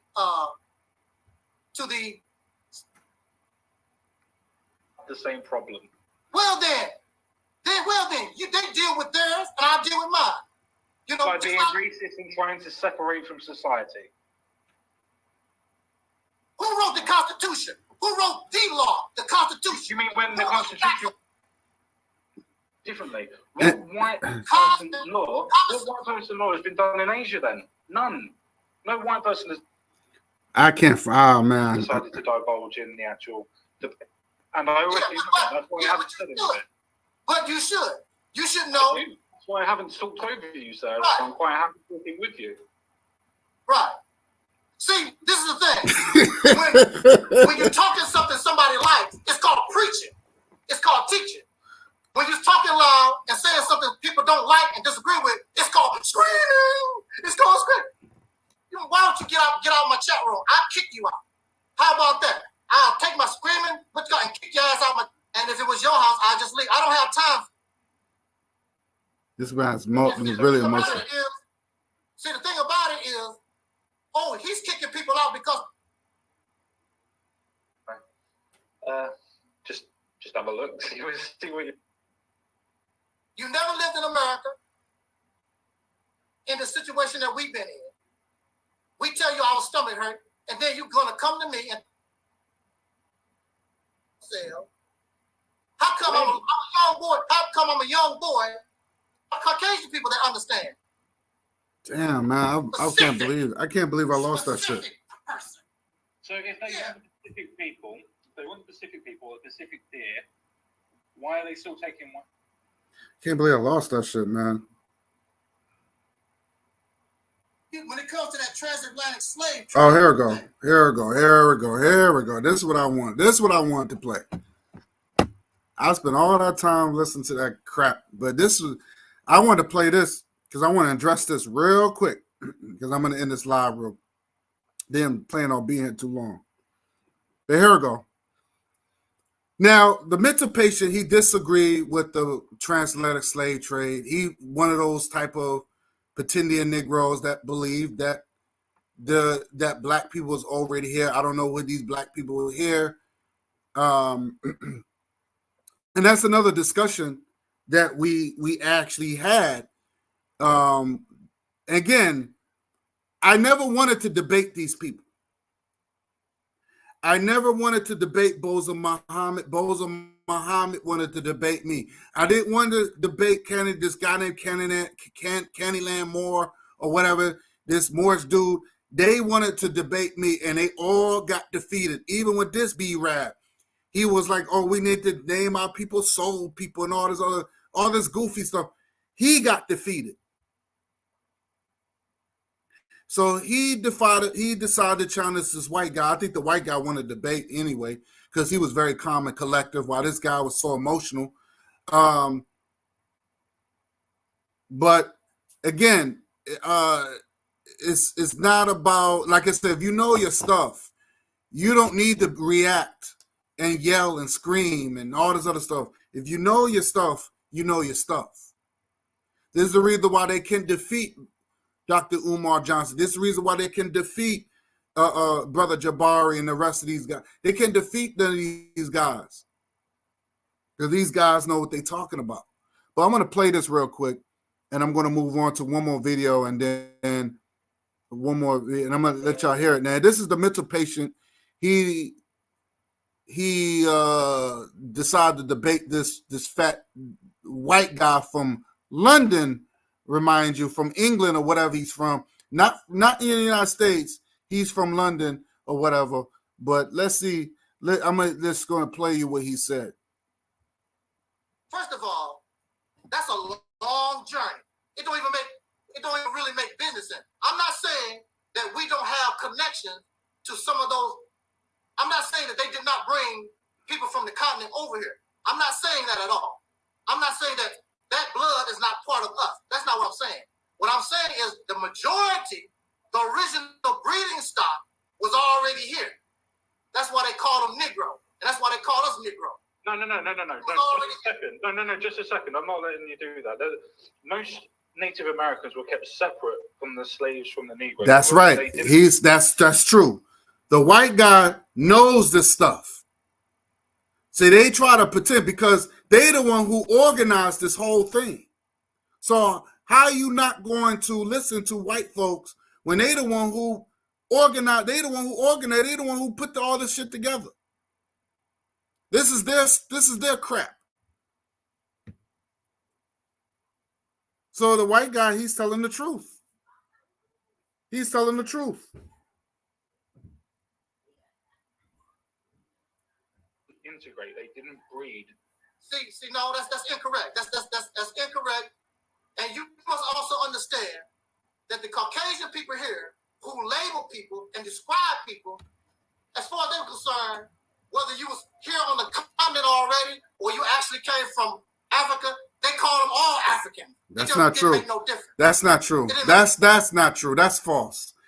See, we gotta see. This is what I'm saying about this pseudo history crap that they didn't call all of us. You know who was Indian and you know who was African. Let's be realistic. Come on now. Come on. Let's not play those games. But but you're going to hear the more clown rhetoric. No difference. And again, this is 5 years ago, and he's still believing this stuff. This is all belief. 5 years later, he's still believing this crap. At all, whatsoever. And among now, who told me that I was African? Who told me I was African? It was the same person that lynched my father. Who told you I was an African? So basically, he said white people said that we was African. Everything. So white people are the smartest people on the planet. They the ones who gave us our names. They the one who named the animals.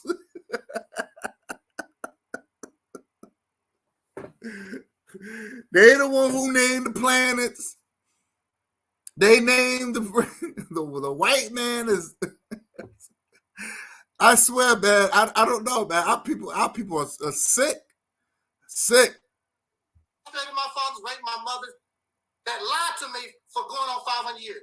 These are the people that told me I'm African. Among us, those of us who are in the soul community, when you talk to us what our people had to say, our people say we was already here. That's not true. We are the Native Americans. That's not true. That's what they tell me. But you're not the Native Americans. Ah, the white man said, but you're not the Native Americans.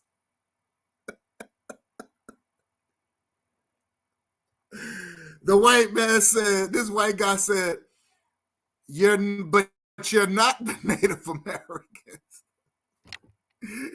He put that person in, he put that coon in his place, boy, I tell you.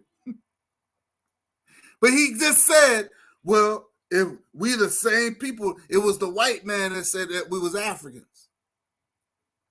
See? Black people became the new culture vultures now. We are the real Native Indians. No, you're not. Goofies? No, you're not. Stop talking that crap. Native Indians never saw an African person until they were shipped over here. Where African people was the first ones here during the Kemet Empire? Yes, they was. The pyramids in Mexico proved that. Oh, well, there was the Indians. So why did they stop making pyramids? If we was making pyramids and there was multiple of them, why did the Indians stop? Why did the Indians stop making pyramids if they built the pyramids in Mexico? So that's a lie right there. That pyramid was older. That was been around doing. That's the newer pyramids, and that was still under the timeline during the Kemet Empire. So I don't understand where they're getting where people keep saying the Indians didn't build that pyramid, and they even said that. The Mexicans would say, no, we didn't build that. But you hear the white guy telling this goofball, no, you're not the Indians. What are you talking about? So you calling our people liars? You calling my grandmother a liar? No, I'm not saying that. I'm calling your grandmother a liar.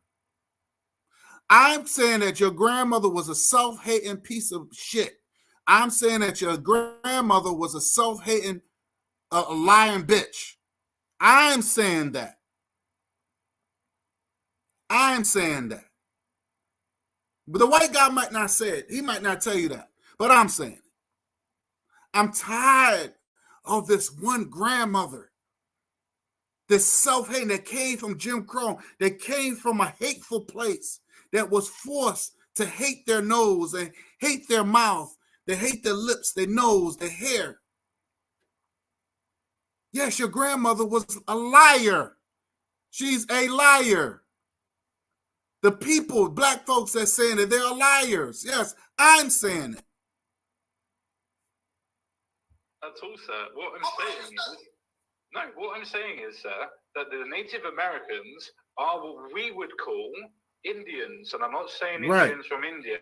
I'm saying the Indians are that type of fucking stereotype shit. I'm saying that those are the Native Americans. They do not have any link apart from being the same race. Facts. We have the same link to yourselves, but they are not the same. Facts. That's why they are Native Americans or Indians. See, that's the problem. See, we believe this lie. Because I went for it myself. See, because that's all I was taught. I was taught, oh, we the Africans, and see, now you're disrespecting me. See,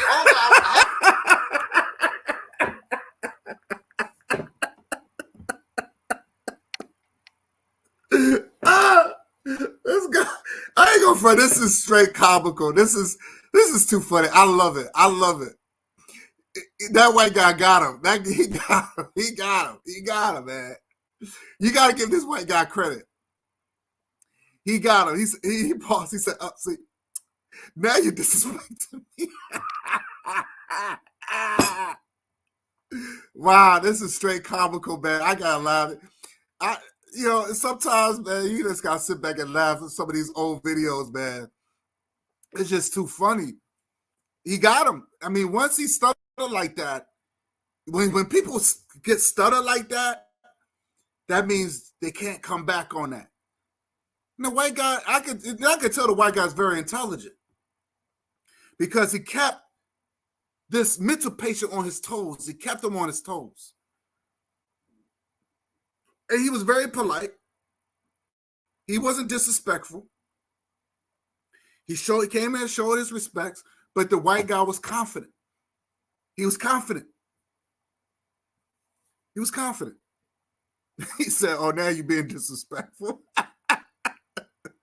some respect for you. See, he's in the chat room calling my grandmother and my people a liar. Yeah. And that's not cool. Yeah, the people who ever said it was telling the truth. Your grandmother's a fucking liar. That bitch was a liar.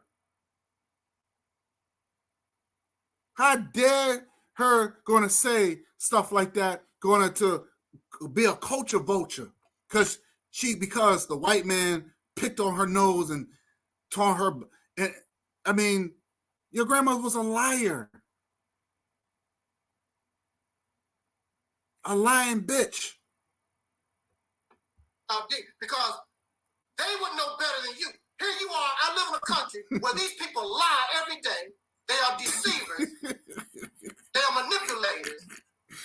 Mr. Stumpub, I believe you, and I don't think that we should really pay attention to the chat. No, I'm not going to pay. I think we should carry on between our calls. I kick them out the chat room. Don't disrespect my ancestors. How the hell do you know? How the hell do you know if my ancestor, my grandmother or my grandfather tell me we are Native American? How you gonna call them a liar? They don't know. Wait a minute. Your grandparents, well, he said his grandmother, not his name, he's saying his grandfather. No, we're gonna stick to your grandmother. Your grandmother was a lying piece of shit. Because I keep hearing about these Negroes. They always talk about their one grandparent. Oh, and now your grandparents said that we Native Indians. But you haven't done anything that was Native Indian. You don't have a Native Indian name. You don't practice Native Indian. You haven't go to the powwows. You haven't participated. You haven't done nothing. You don't have a Native Indian parade. You haven't done nothing that showed that you was Native Indian. This guy looked like he's straight from the Congo. But you're going to sit there and praise a Native Indian. If ye knew how the Native Indians used to live back in those days, you would not want to be a Native Indian. I tell you that for sure. If you knew how they lived, and especially some of those, what how they live now, you do not want to be associated with no Native Indian. I could tell you that for a fact. I could tell you that for a fact. But you got so caught up into the Geronimo movies, into the cowboy movies, and you think that's wow, the Native Indians, I don't know what's so great about the Native Indians. I really don't find nothing great about them. I don't care about their culture. Like their culture mean nothing. Like I respect them for who they are and what they believe in and all that stuff. I mean, I just couldn't do it. Especially when I saw that movie Apocalypto and the way they was doing, I didn't want to. It's nothing great about these Native Indians that people want to attach to so much. I don't see what is the purpose, what is the benefit of it? Because you're so attracted of the long Indian hair, or the hook nose. I don't understand what is the attraction of the Native Indian. Can someone please tell me? Can someone educate me? What is the attraction of that? So your grandmother was a lying piece of shit. I'm sorry. How you gonna call them a liar? They don't know. They don't know. They just stupid. But then he turns around and said black people was illiterate. So which one is it? So 1 minute they know and the next minute they don't know. He just said that black people was illiterate. He said this in this program when he was talking to the white guy. Well, they don't know. My people was illiterate. But now they know but they knew they was Indian. That doesn't make any sense to me. They don't know who they are, what their parents told them. And matter of fact, just like you said, if the people came off the boat, and if the people on the boat was teaching the ones that were still here, how come we still have these European names? How come we still continue these dark-skinned people in America? How come we still acting like Europeans if they brought us the knowledge? See, that's the thing. What you don't understand is the knowledge, things were kept from us. Just like if you have domesticated dogs, you don't want your domesticated dog messing with wolves because those Mexicans. Okay, so I'm going to stop it right there. I'm going to go to the next video. I mean, we over 3 hours, right? 3 hours and 40 minutes. I'm going to play this one more clip. And this is what Bozo Muhammad, where he started disrespecting black women, calling Aaliyah Muhammad a whore. And I'm going to address that. And this happened. Card pulled and went to jail, all of them. And I think it was some Hebrew Israelites earlier this year. Love our religion. So He's a fucking whore. And you want to talk about listen to what they're doing. right. How in the world can that dumb whore be an expert? And when they send me amongst our people, So and I saw the condition. So this is where Bozo Muhammad, he claimed he caught COVID. He was getting over a cold or flu or whatever he was getting over. But for some reason, he had enough energy to call in on a panel or get on a panel on this mental patient panel. I believe this happened maybe 2 years or a year ago. I think 2 years ago. It's another oldie. And he's calling Aliyah Muhammad a whore. He's calling Aliyah Muhammad a whore. And he mentioned my name.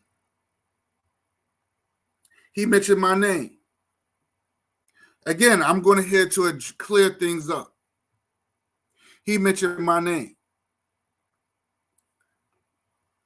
Now, I'm going to let y'all hear it and then I'm going to address it.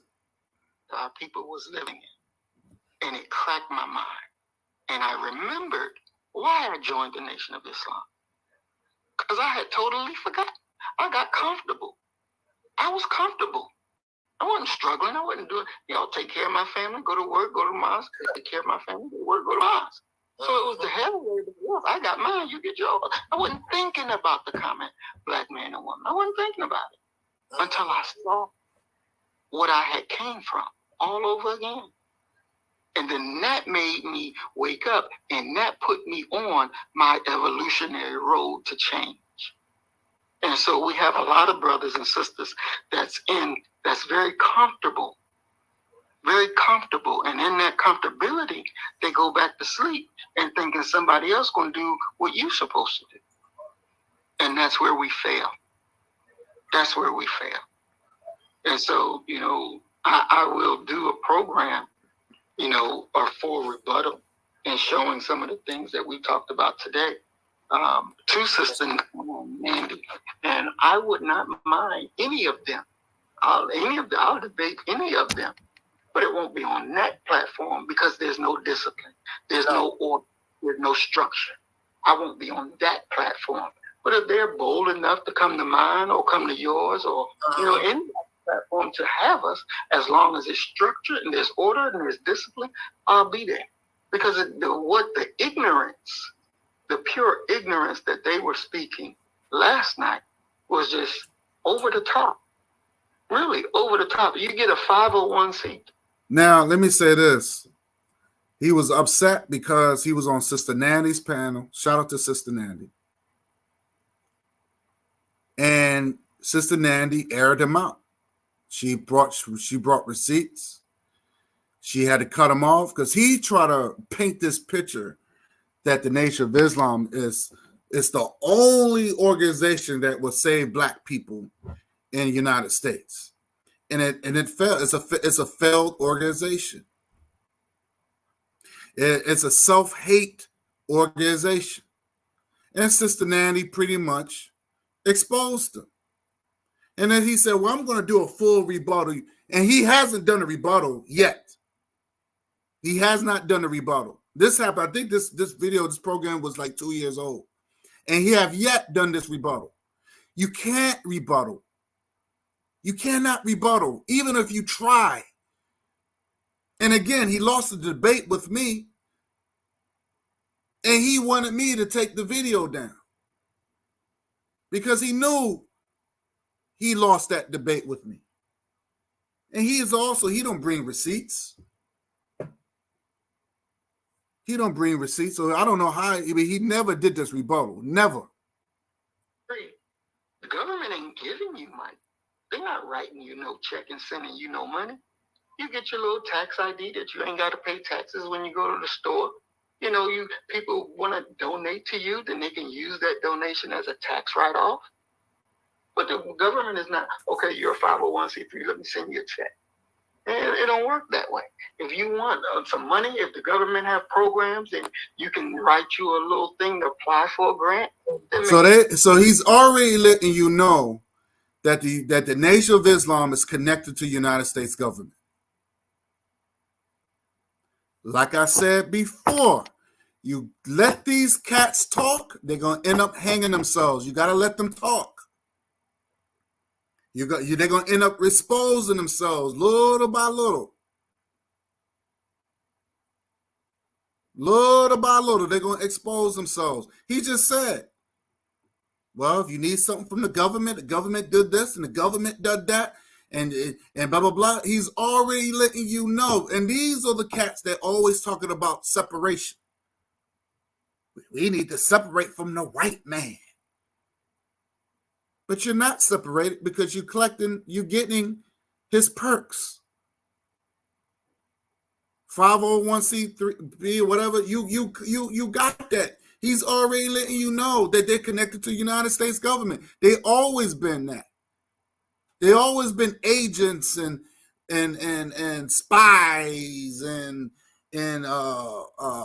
informants in the Nation of Islam. The Nation of Islam is it's too exposed. Anything goes with that organization, but they're always trying to paint this picture like it's the greatest thing, and it's the only organization that can save black folks, and it has failed, and it's still failing. Maybe you won't, but it ain't no automatic where they're gonna send you some money because you're a 501c3. It don't work that way. No, it don't. They don't work that way. But her ignorance, her lack of knowledge, if she would have just understood what a 501c3 is, then she wouldn't make ignorant statements like that. But she's comfortable being ignorant. And the people on her panel last night was comfortable in their collective ignorance and their collective backing each other up over bullshit. That's all that it is.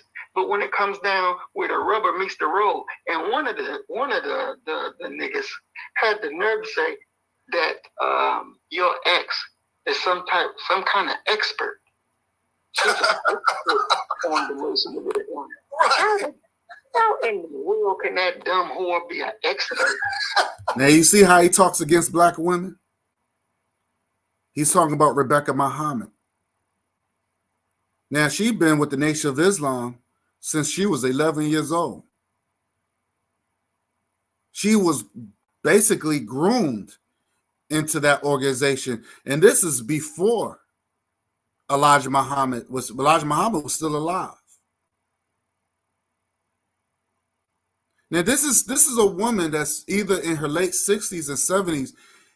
It's like he's talking against his own mother or maybe his grandmother. But you calling this woman who's an elder a whore? And we saw the picture. I put up the picture. He get all his information from a DVD. This man, this bozo, is not even a groomed Muslim. He's the one that named himself Muhammad. He got rid of Rivers and put Muhammad and replaced it with a Muhammad. That's what you got. That's what you got your information from a DVD. You're not even a groomed Muslim.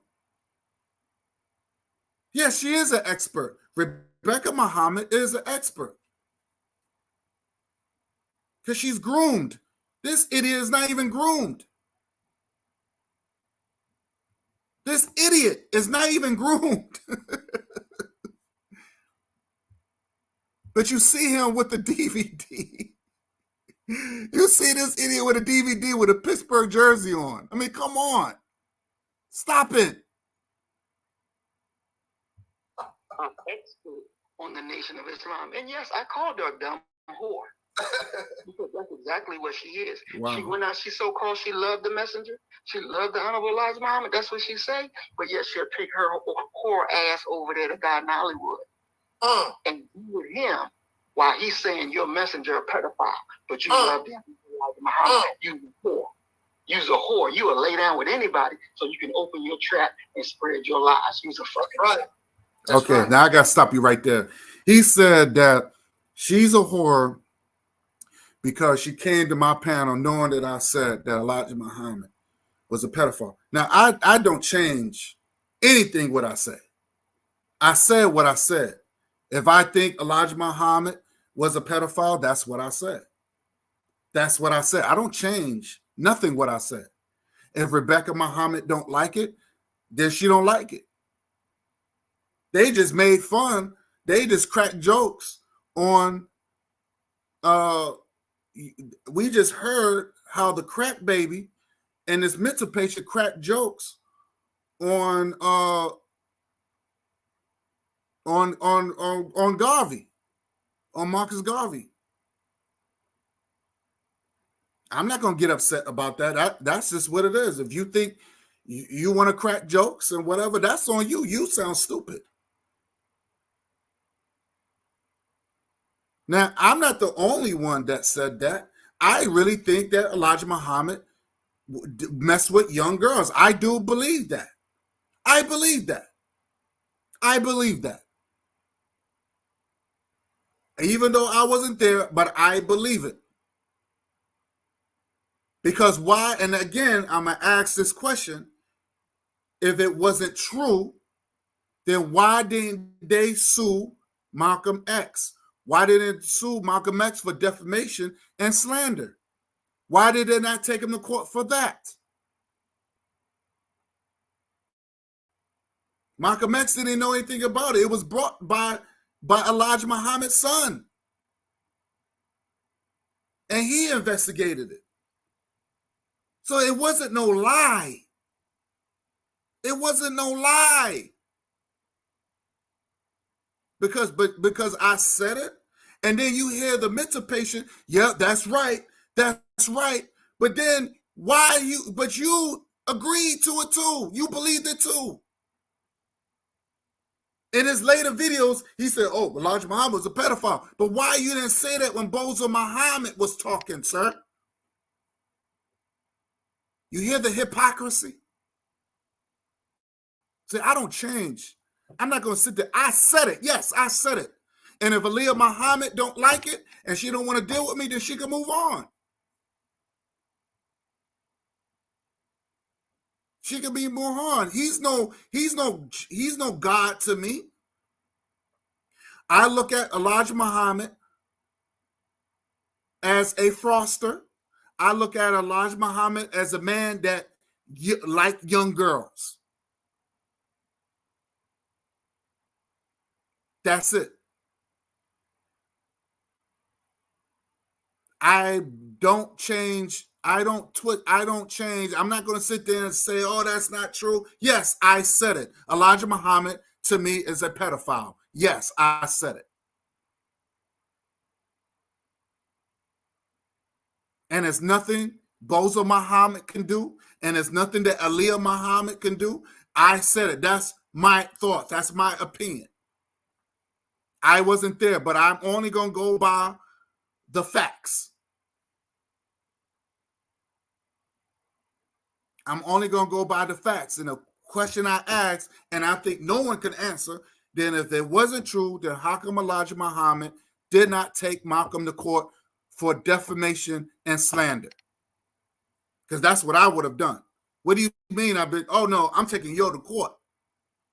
I'm taking you to court. You will have to prove that. You will have to prove that.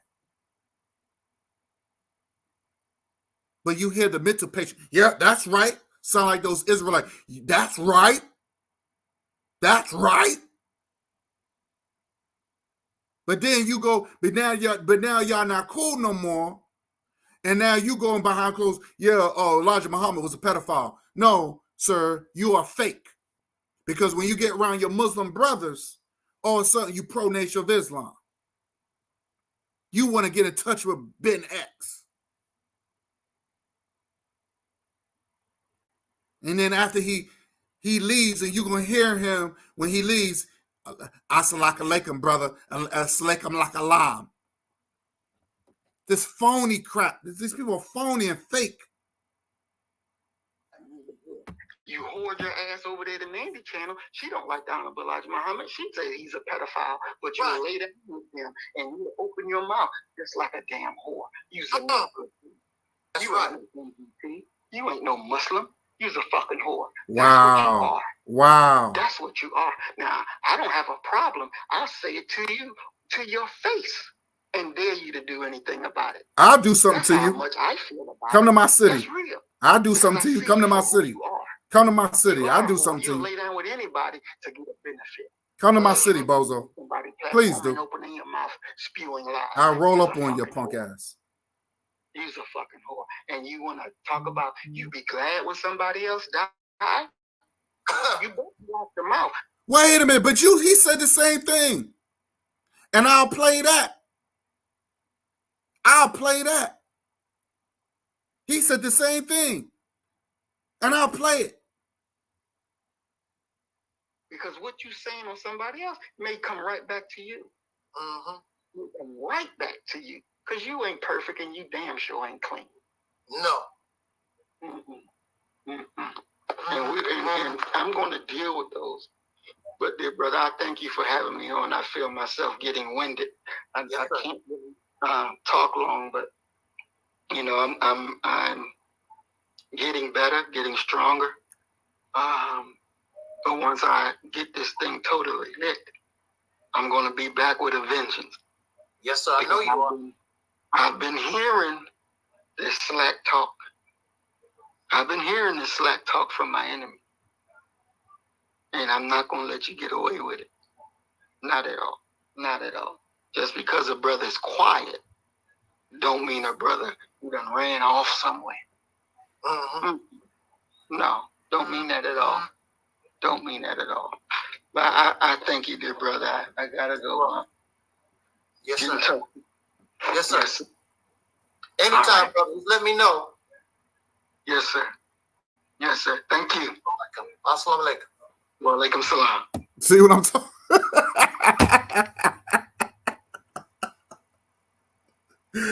Assalamu alaikum. I told these people phony, man. Now he sit there. You heard him say, "I never consider myself a Muslim. I never consider myself a Muslim." Next video, you know, I joined the Nation of Islam when I was 18 years old. He thinks no one's not listening to him. We hear you. We see your videos. We watch you. We listen to the crap that you're saying. And we hear the contradictory. And when you're around your Muslim brothers, you're pro-Nation of Islam. You didn't say, "Well, man, I'll see you later." No, you say the Nation of Islam stuff. Assalamu alaikum. I know how this shit works. These people are phony. Phony. So let me play you one more video real quick before I end this live. And I'm going to play you. Let me see if I can find it. I think I know what video it was. If I can, let's see what video it was. Let me see what video it was. I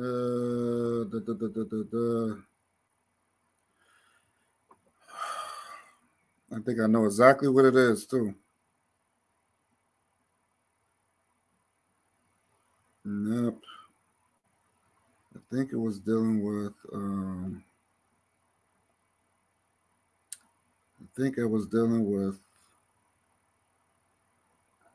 oh shit. Where's that page? I know what video it was because I remember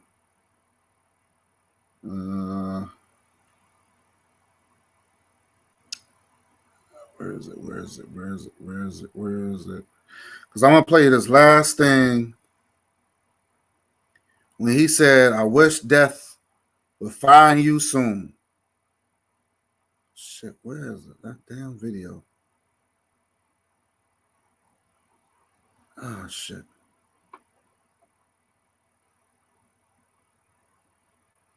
Let's see if I can find that video. I know I have it somewhere. Damn, where's that damn thing? I have it. Shit. Where's that?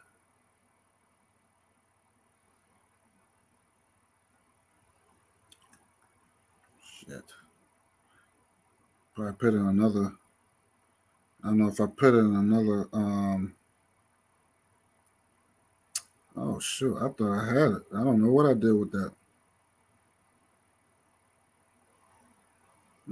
That's weird.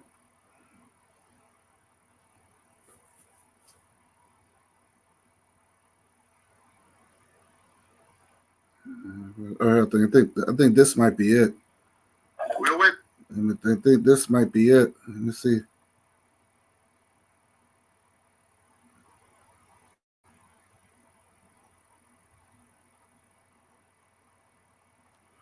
Let me see if this might be it.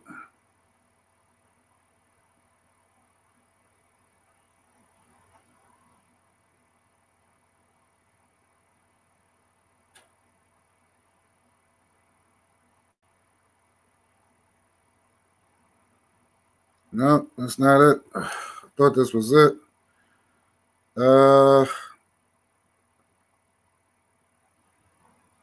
Damn. Shit. I forgot what that video is. Usually I remember some of the stuff here.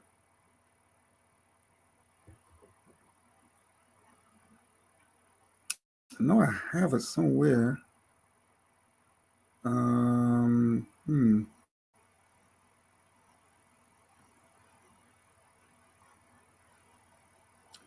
think, let me see, it could be this one.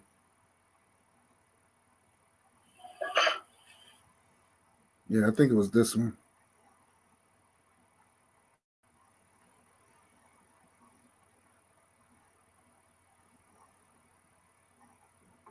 I think it was this one. Let me see.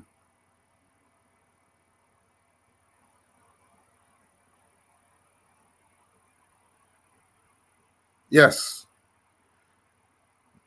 This was this one.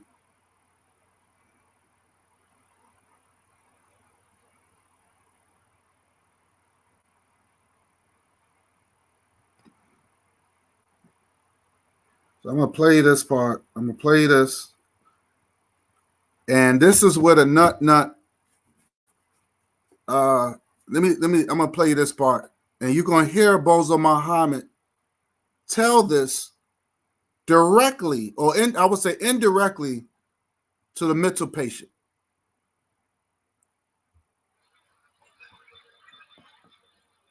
Joe.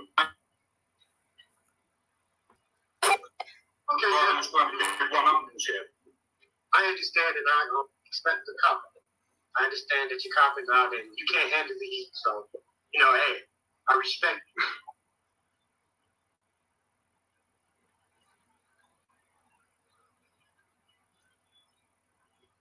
I wholeheartedly respect you. Provide any type of evidence. Evidence, but I can't put evidence where letters and actual reports weren't written. I can go back to about 1980s. I can't go back any further. Do you have any documentation that you furnish? Look, for going back to about 2004, I can, yes, but I can't go back any further. Okay, so you're basically saying that it doesn't exist. No, I'm saying I haven't had enough fucking time to look for it. Brother Craig, can I say something real quick? Watch this. Go ahead. This is what I want to say. Now here come the Saber Coon. Here comes Super Coon. Super Coon's gonna save him. Here comes Super Coon. I think the problem here is the common sense guy feels as though he was prepared for this type of. Man, time Malik don't know what the hell he's talking about. I'll tell you that right. If you wanted to say, I told you that you can prepare or whatever, but you didn't actually specify and make it very clear, you need to have your facts together, your tabs and things of this nature, so he could be prepared to bring what he thought that he might need to bring. I think that's the problem here. That's his frustration. So really, he's looking at this as just a simple discussion, just like what we did on my platform. You don't bring tabs and books and PEDs. You don't have to do all that. If you're looking for evidence, then you have to allow somebody to properly prepare.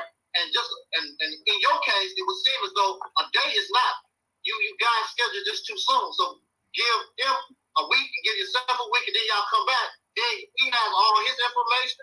You have all yours. Then you can have this type of discussion. But right now, the frustration part of the whole thing, and we want to be fair to the common sense guy, he feels as though he was not able to properly prepare for this what he thought was going to be a discussion. That's the problem. Yeah, but am I correct? That's straight bullshit right there. You set up. I got my information. 20 to 30 seconds. That's something that I read. I need to put a little small, quick presentation together. It will take 30 seconds to it. This is not any type of you echo. So I want to just play that. And Brother Craig was on point. He said, it doesn't take you no time to just type up some information. And you see how he was cursing at Brother Craig? He didn't show no respect. And you saw the coolness of that clown. He didn't even take up for his brother. But that's that aboriginal bullshit. Excuse my language. I really don't want to curse on. Now watch. Now this is how my feelings. Now watch what Bozo Muhammad gonna say, because we was all on the panel. And listen to what he said. Now he just attacked Aliyah Muhammad of wishing death on this mental patient. But look what Brother Bozo Muhammad said the same thing. He said the same thing, and listen to what he says. Say, I keep my receipts. Listen to Bozo Muhammad of what he says. But that's that aboriginal mentality. Because they don't believe of protecting their own. They love the enemy. He didn't protect him. He knew Craig from day one. He barely knew that dude. He didn't even know him. So that's why I have no respect. And then he lies, talking about he been through Jim Crow. He didn't been through Jim Crow. Angel Snub 7 was born in 1963. He lied to y'all. So what the hell he know about Jim Crow? Talking about I lived it. He didn't live nothing. He was born in 1963. Jim Crow ended in 1965, you fool.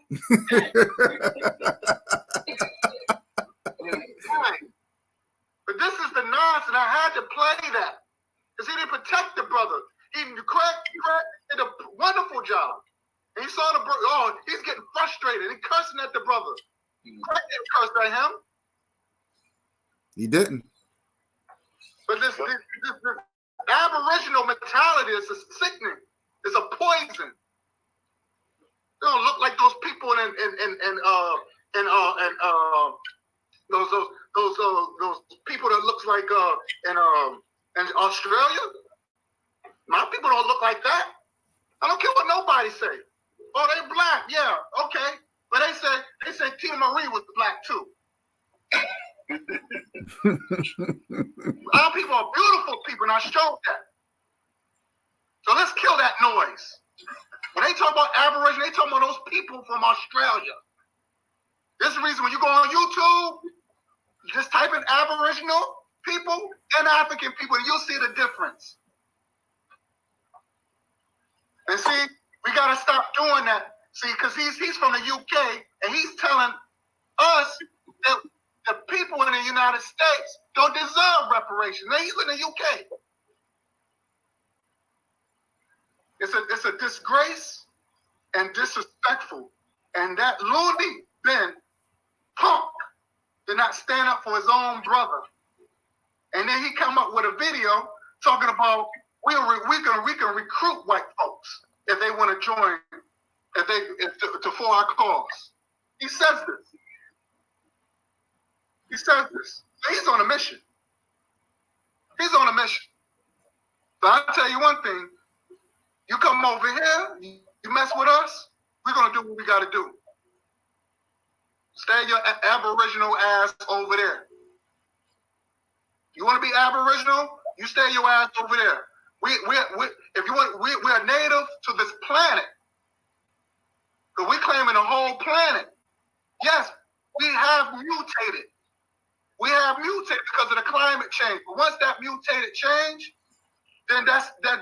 That's a done deal. You can't no longer still be African if you mutated. The DNA changes.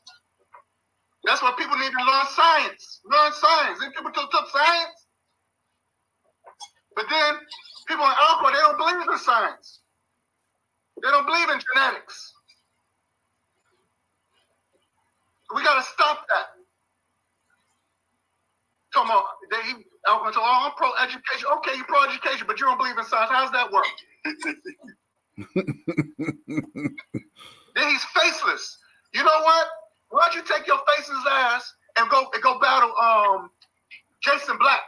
Go battle him. He did. Let me tell you something. I don't like Jason Black either. He did. He did, though. And he has a hatred for sisters. Yes, he does. And he talked about Cynthia D like that, like she's some dog. Talking about her makeup and her hair. That's like a homosexual will do. Why don't you go and attack him? See two faceless people battle each other. Why don't you do that? Shout out to Alcon. He did do it, though. And I want anybody to get in contact with Jason Black. I will battle his ass too. Right on. Right. All right. That's right, big bro. That is right. This is Boza Muhammad. You know, I want to say this too because yesterday being on that panel and you know me driving and when I heard Brother Bakari come on after I stopped, I was so happy. I was so proud. And I told Brother Bakari, I was like, bro, I was so proud of you. Because I didn't know that he was going to be on. And he was on. And I definitely knew that once the damn thing started, once the thing started, that pretty much I'm probably by myself. But Brother Bakari was there, and he came in like a roaring lion. Because I just don't see it. I don't see it. I could never do that. I could never do that. Ain't no way in the hell. It don't work that way. But that shows you how much Talik loves white people. That's how much he loves white people. That he don't give a damn. He'll do it before the world. To lay out there to protect a cracker over your own brother. That's why death should find him and should find him fast. Because in my estimation... Okay, I'm going to replay that again. You heard what he said. Let me play that again. That's right. I mean, damn. You on live air, you pick the cracker over your brother. I don't know how people that ride with that idiot can even stand that. Because I just don't see it. I don't see it. I could never do that. Ain't no way in the hell. This your Muslim brother. It don't work that way. But that shows you how much Talik loves white people. That's how much he loves white people. That he don't give a damn. He'll do it before the world. To lay out there to protect a cracker over your own brother. That's why death should find him and should find him fast. Let me repeat. Let me play that one more time. Let me play that one more time. Believed in all of us what we got off witness. Because I just don't see it. I don't see it. I could never do that. I could never do that. Ain't no way in the hell. It don't work that way. But that shows you how much Talek loves white people. That's how much he loves white people. Now he don't give a damn. He'll do it before the world to lay out there to protect a cracker over your own brother. That's why death should find him and should find him fast. Wow. Because in my estimation, he's not worthy of life. Wow. He's really not. He's not worthy of life. And I tell you this too, because when we take over our city, I just want to just throw that in there. You wish this man death? I never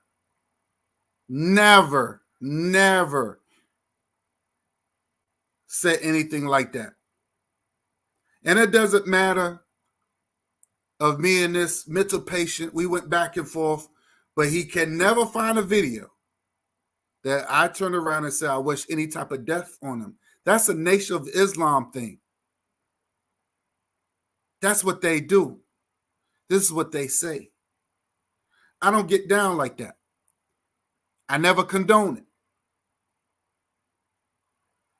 But that comes from his words. That's his thing. That's his words. But that's your Muslim brother. You embrace that. This is what they say. So I never said those things. So for him to try to act like he's right, see these fake righteous people, he try to become righteous. He want to get Aliyah Muhammad, but you end up doing the same thing. And I played it 3 times.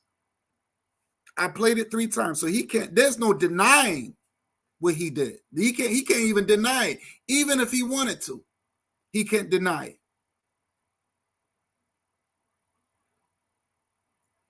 And that, to me, is hypocrisy.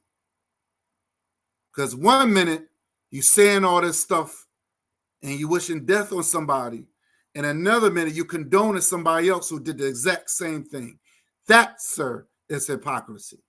And this is how people live. This is how they live their lives. They live their lives around hypocrisy.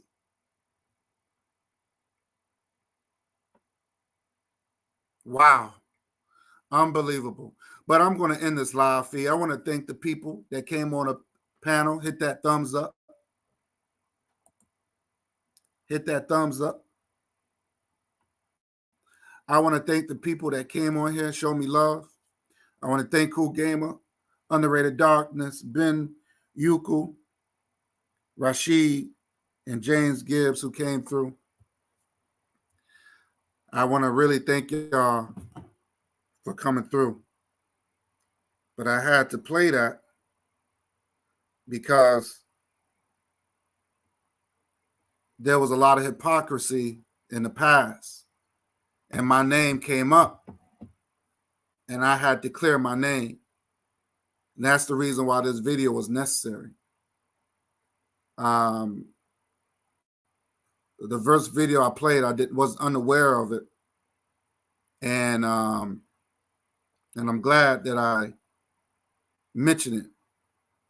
I'm surprised I couldn't find the video. I couldn't find the part where the person said, oh, well, I'm not Pan-African, I'm Pan-Nigerian. There's no such thing as being Pan-Nigerian. You can't be a pan-country. But that person can handle it. I know that for sure. So I want to set the record straight on that. But we over 4 hours. It seemed so short. Wow, unbelievable. But it was fun. It was fun. But hit that like button. And happy Kwanzaa. And I'll see y'all next time. I might do another live tomorrow or sometime this week. But I hope you enjoy it. Thanks for watching, and I'm out.